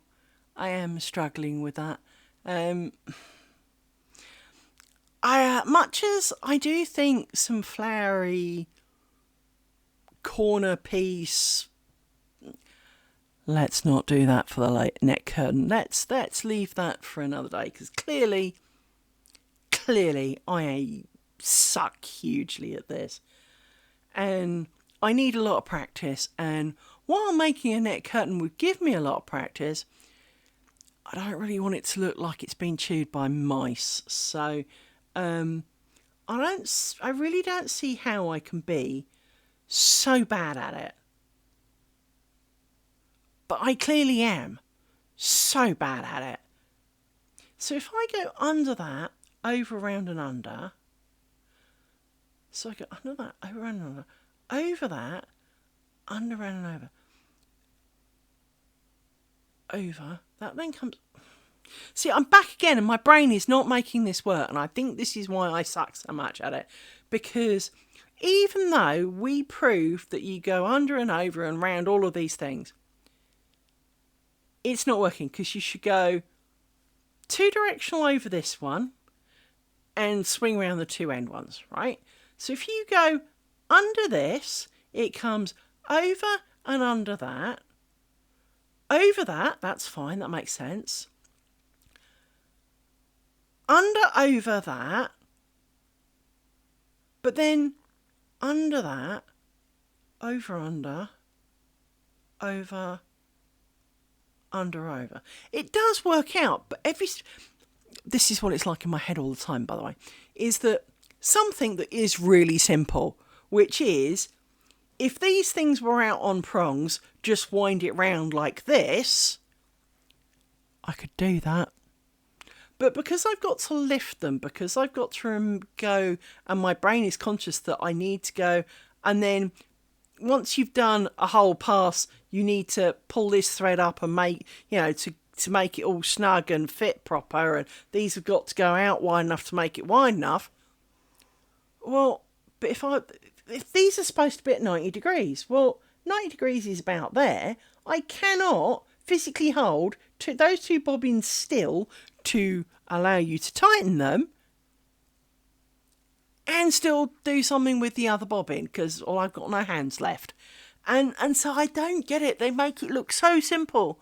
And every time I've watched it, it's kind of like, I must be stupid.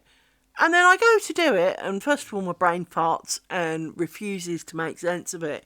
Even then, I just proved to myself that it does work. The problem is you have to stop.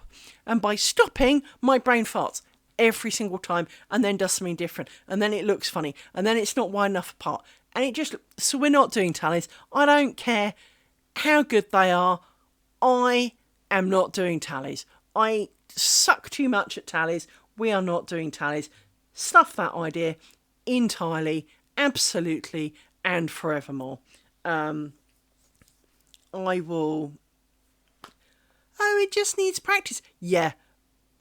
There's needs practice, and then there's fundamentally, it's a bit like watching the kid who, or the cats or dogs, or what you see on YouTube, where someone throws them something and about 5 seconds later they move after it's bounced off their head.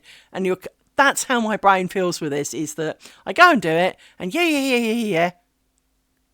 That's it, brain gone, brain's farted, it doesn't make sense anymore, that can't work, it's impossible, it's not logical. And yet it is.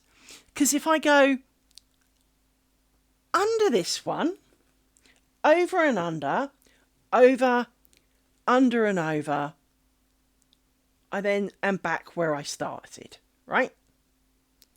I am exactly back where I started in its entirety.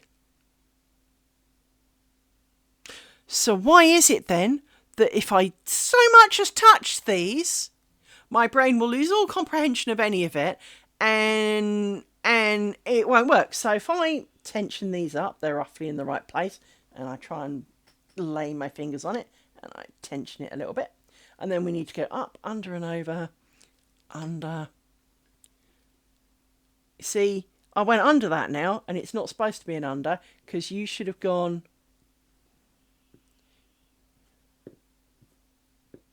You should have been over that, under and over, under.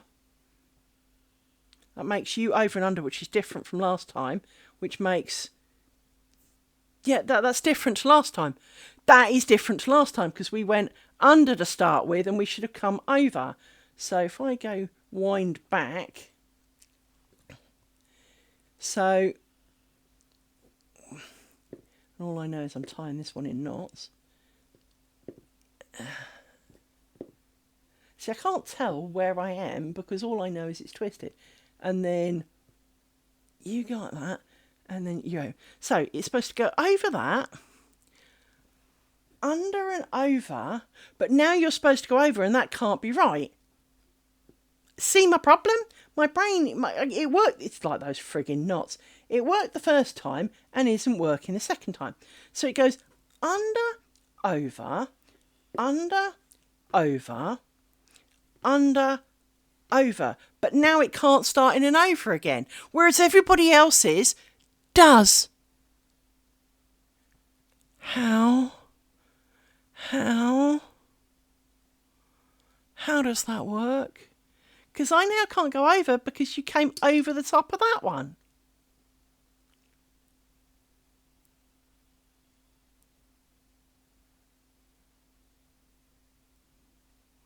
I'm going to have to watch that video again.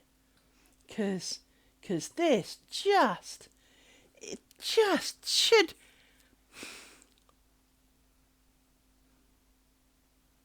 doesn't work.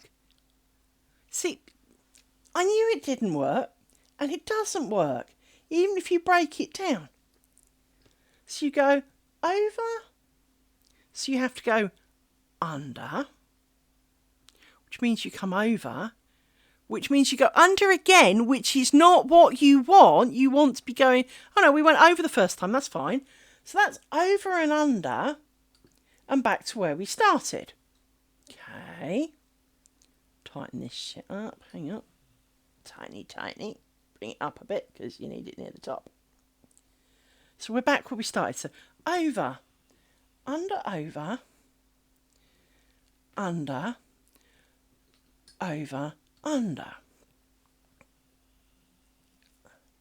You need to be, see, you've pulled in, you need to go out, and then you need to come up.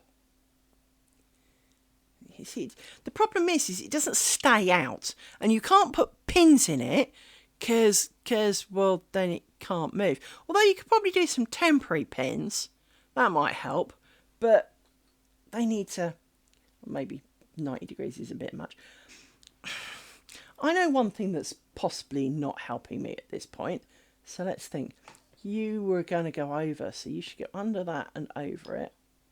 Under, over, under, over, under, over, under, over, under. See, I swear you're just tying in and up. Over, under, over, under. I think we need to start off with a pin. I know it's going to sound really stupid, but I think having a solid pin will make life simpler. Please, brain, take this opportunity to grasp the issue and just get on with it. And seriously, brain, just seriously. So, now we've moved all the bobbins. Let's lengthen this one a bit. So, over, under, over, under, over, under. Back where we started. Oh, Mrs. Barky Dog's off. Excellent, just what we need in life.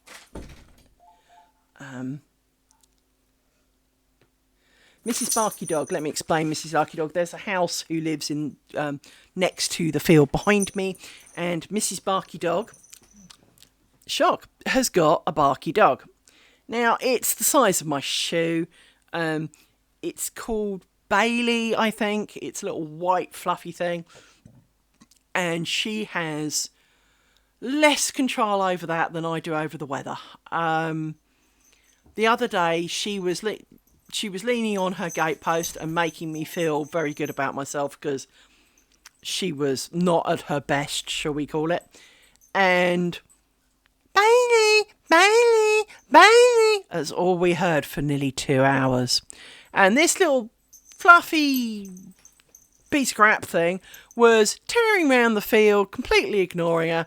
And, I mean, don't get me wrong, my dogs ignore me too sometimes, but they also know when I've lost my rag. She was just going, Bailey, Bailey. And, of course, it didn't care. And nor did we, frankly. Although my neighbour and I did have an interesting discussion about things we did in our earlier life. And turns out we're a really good shot. And all we're lacking is the mechanics to do so. And of course there are gun laws in this country and we would never actually shoot them, but we can still dream. And it's a bit like I had a conversation with some people at work, and we've all had people at work who annoy the living out of you, and you know it's a thing. And then you get people who go, oh, I don't understand why people would, office place violence, and I don't understand why, people feel the need to, cause hostage environments and all that stuff. And I said, I don't agree with it. I totally don't agree with it. It's never the answer, because it never is the answer, right? But at the same time, if you have never been wound up enough where you can sit there and say, I can see how a man with lesser morals, a man who is far more conflicted in his personal life, a man who is at his wit's end and has, a bit like being depressed and wanting to, remove yourself from the population. If you have never been at a point where you can see how you are as close to that as maybe you will ever go, but that you can see now why someone else could snap and do that. And I have a lot of thought, and because I suffered majorly from depression and at one point was very adamant that the world would be better without me.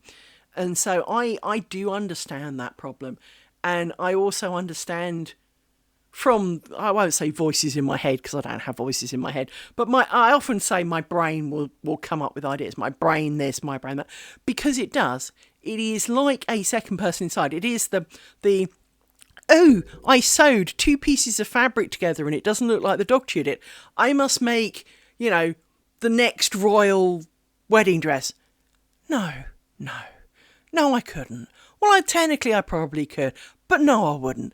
And it is that kind of, I can see, because I get these little, I'll say voices in my head, but I have my brain going, hey, what about this? What about that? What if you did that? And it's like I don't have control over it. And so it is as close, I hope, as I would ever get to having some form of multiple personality disorder.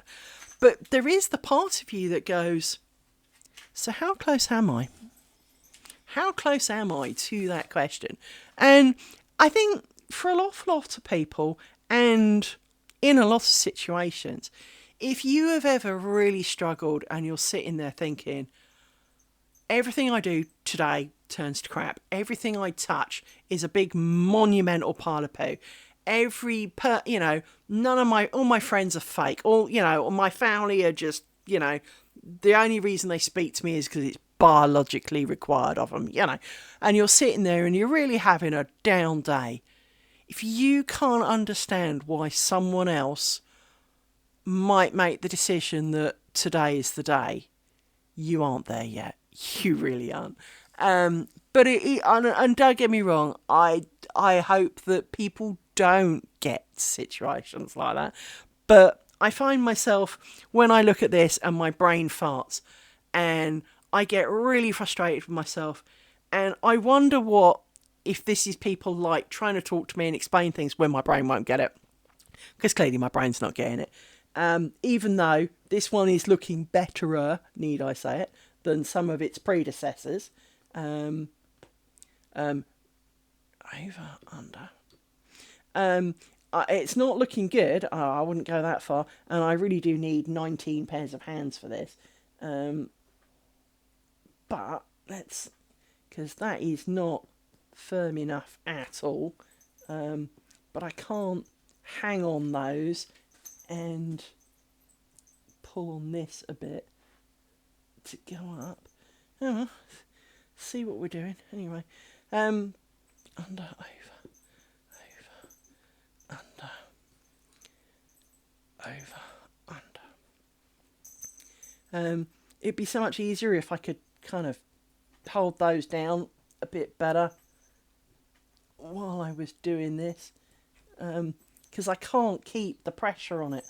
I really can't. I can't find the pressure that I need to keep the thread still and the whole 9 yards. So I am really struggling with this. But this is half the reason I'm doing the streams, is that it really should be easy. As I said, if these were three, if you think of 3 prongs, if they were like this in front, if they were like this in front of you, and all you had to do was say over, under, roundy, roundy, roundy, roundy, roundy, roundy, roundy, it would take you seconds. But because you can't keep tension on all of the bits of string and wind it round, because you've got to lift them up and move them, and then you've got to try and tug it and pull it around a bit to snug it up a bit, and you can't just kind of karate chop it down into the groove. This is really not that easy. And so I am really struggling with this. This one is looking better, though. This one is indeed looking better. But that reminds me, has that dude appeared on the other list yet? Nope. How is this running and yet not running at the same time? It's all connected up. No, I'm just checking a few things, because as you do, you're kind of sitting there going, I thought this was working, I really thought this was a thing, and it's not, and I'm confused. Because some of the people have showed up. I mean, there's some names in here I don't recognise, but it's not necessarily a problem. But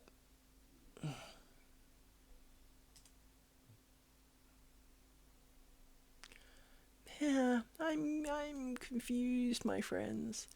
I need to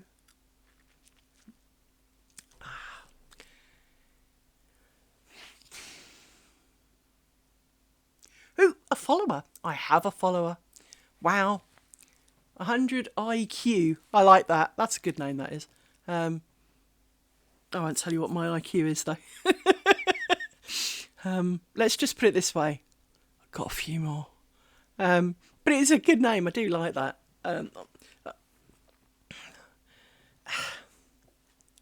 Wrong kind of Q, mine, but for someone who has an IQ, I'm half stupid sometimes, because I think I just cut that up. So you went over that. Yeah, you went over that, so you need to get under, over, under, over, under. Because it's collapsed again, you see. Collapsed a bit. And maybe there are ads. I will never know. Because you lot don't tell me. I need to know if there are ads. You miserable people. Are there ads? I mean, I did a poll. You didn't answer it. Miserable people. I love you all, really, but miserable people. I'm trying to make it better, and I'm trying to do all the right things, and you didn't answer. Pfft, that's helpful.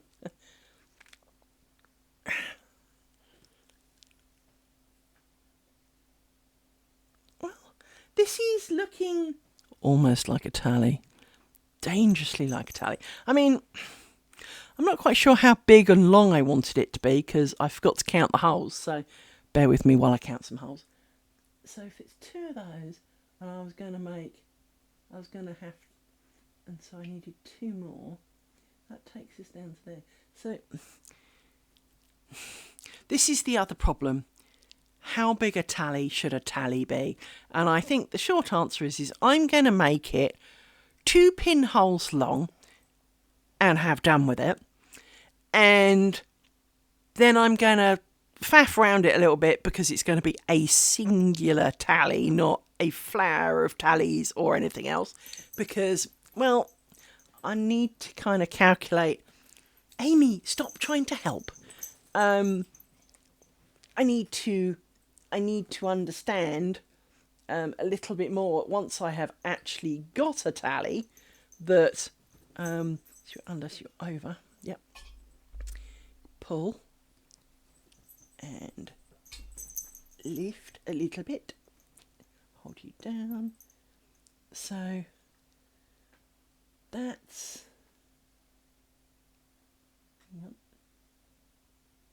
one pinhole. So we've got quite a few more to go.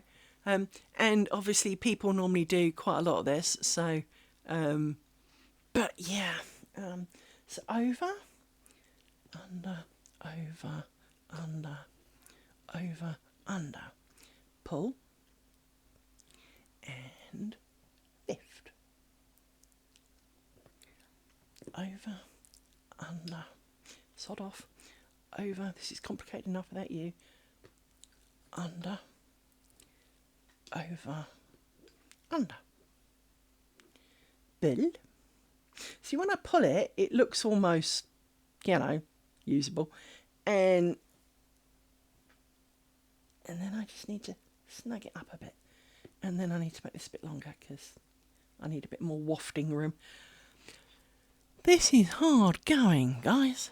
You consider that other than reaching for pins, most of lacework is swappy, swappy, pin, swappy, swappy.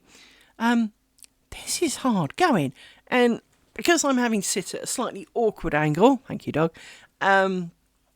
maybe next time I will move a few more things. But I will try and do a stream over the weekend later in the afternoon, although it's now 5:30 my time. So a bit later so that people can, join in the fun maybe who are still at work or whatever. Because, that's the thing. People have got to work. Sadly, it's one of those weird things. It's like, I don't know what it's like in other countries, but here we have Royal Mail, and Royal Mail, it's a bit of a con, frankly, but Royal Mail is the universal British postal service, right? It is what was originally Her Majesty's, now technically it's His Majesty's, postal service, the seal of approval, hence it's allowed to call itself Royal.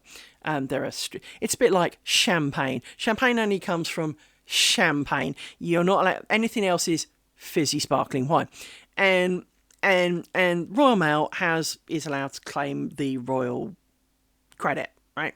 Now, they're talking of not bothering on Saturdays. They're talking of second class being up to 2 weeks. It used to be a couple of days.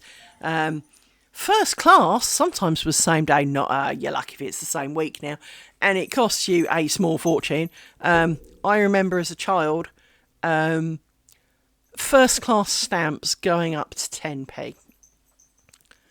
I believe it's over £1 now. That's serious inflation. But it is that kind of time where, but the Royal Mail, they have a parcel service and it's called Parcel Force. And realistically, it's the same company, but it's not, if you know what I mean.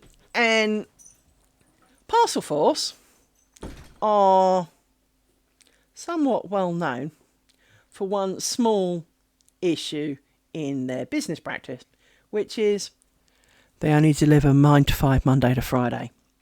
I'm sorry. So when you work so that you may buy the things, when exactly are we supposed to be in to receive the things? Clearly a small problem because they don't do Saturdays, and they only do 9 to 5, and well, half the time they don't even do that either. As proved the other week, was it them or every? Oh yes, we've tried to. I think it was 11:05. We tried to deliver. I got cameras, love. No one was in our street. all morning. In fact, all day. Don't be. And I got hold of whoever it was to tell them that,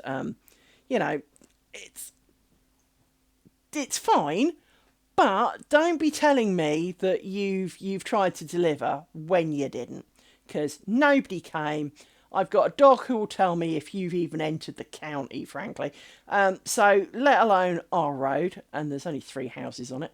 So, and the 3 houses, if you stand in the right spot, you pretty much could sneeze and cover all 3 of us. So, you certainly could get a small, weak child to bounce a ball off all 3. So, and of course, our road is basically straight. So, from my house, I can see if you so much as put a toe on this road. By the way, I own it as well. So, on my road, I can tell you nobody came. Because, well, you'd be on camera, my dogs would have been set off, and I haven't left the house in a few months. So, don't be telling me I wasn't here, because I was. And she was like, oh, well, the GPS does suggest that he was not overly close, but it could be a network issue. No, love, he was not here. So now we need to do the thinnering bit. Now, this is going to be fun because I don't know quite... Well, I know the theory of how to make it look thinner, or get thinner, but the problem is of course, the practice of making it thinner is not as easy as, thank you for that, as it could be. Let's give it a go anyway. Nummy num, nummy nummy nummy nummy num. It's going to be not as wide, and we need to snug it up. Jesus, what have you been eating? I haven't fed you anything bean related, so don't be giving me that. And it just looks tatty because I can't pull on that and these at the same time, because even my handspan is a little bit rough. Anyway, over, under, over, under, over, under. Slightly thinner. And tuck it up a bit. Yeah, you see, this is where it's starting to look pants, people. It's looking a bit pantsier now. It's getting thinner. It's looking a little thinner. It's also looking a bit crappier, but trying to make it thinner, but snug. That's the snug is the problem. The snug is inherently the problem is snuggling it up and making it thinner and not screwing it up, because, well, as we've already proved, the screwing up portion, that I've got down. Oh, it's coming. I think this might be my last. Over, under. I think that might be the last one, people. I think that should be our last one. And then, if I tighten this back up, because that's a thing. Tiny. Actually, this is not tightening too well because there isn't really enough on the bobbin to make it tighten when I swiddle it. There we go. Now, if I scrunch it up, see, suddenly the bottom's gone all cack-handed. If I find the second one, and I need to put the pin back a bit so that I can put a bit of tension on it, and then we do a stitch to hold it in place, just because. That, my peeps, is the ugliest, but let's see if I can. There is there not? I mean, it's shit, but there is a tally, and I definitely made worse. So on that, hallelujah, I made a tally, but I'm not going to be doing it in my net curtains because life is distinctly short, and that took a really long time. I do believe that today is done. So, as you didn't vote, I will potentially do another stream over the weekend.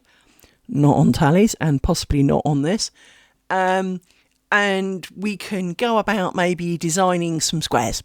But yes, today we are successful in the most loose sense of the word, but we have technically achieved a tally. Go me. Yeah, go me. Right, thank you all for coming. For those of you who came, and if you're watching this on YouTube, and on Twitch, of course, if you wish to see me more often, please let me know.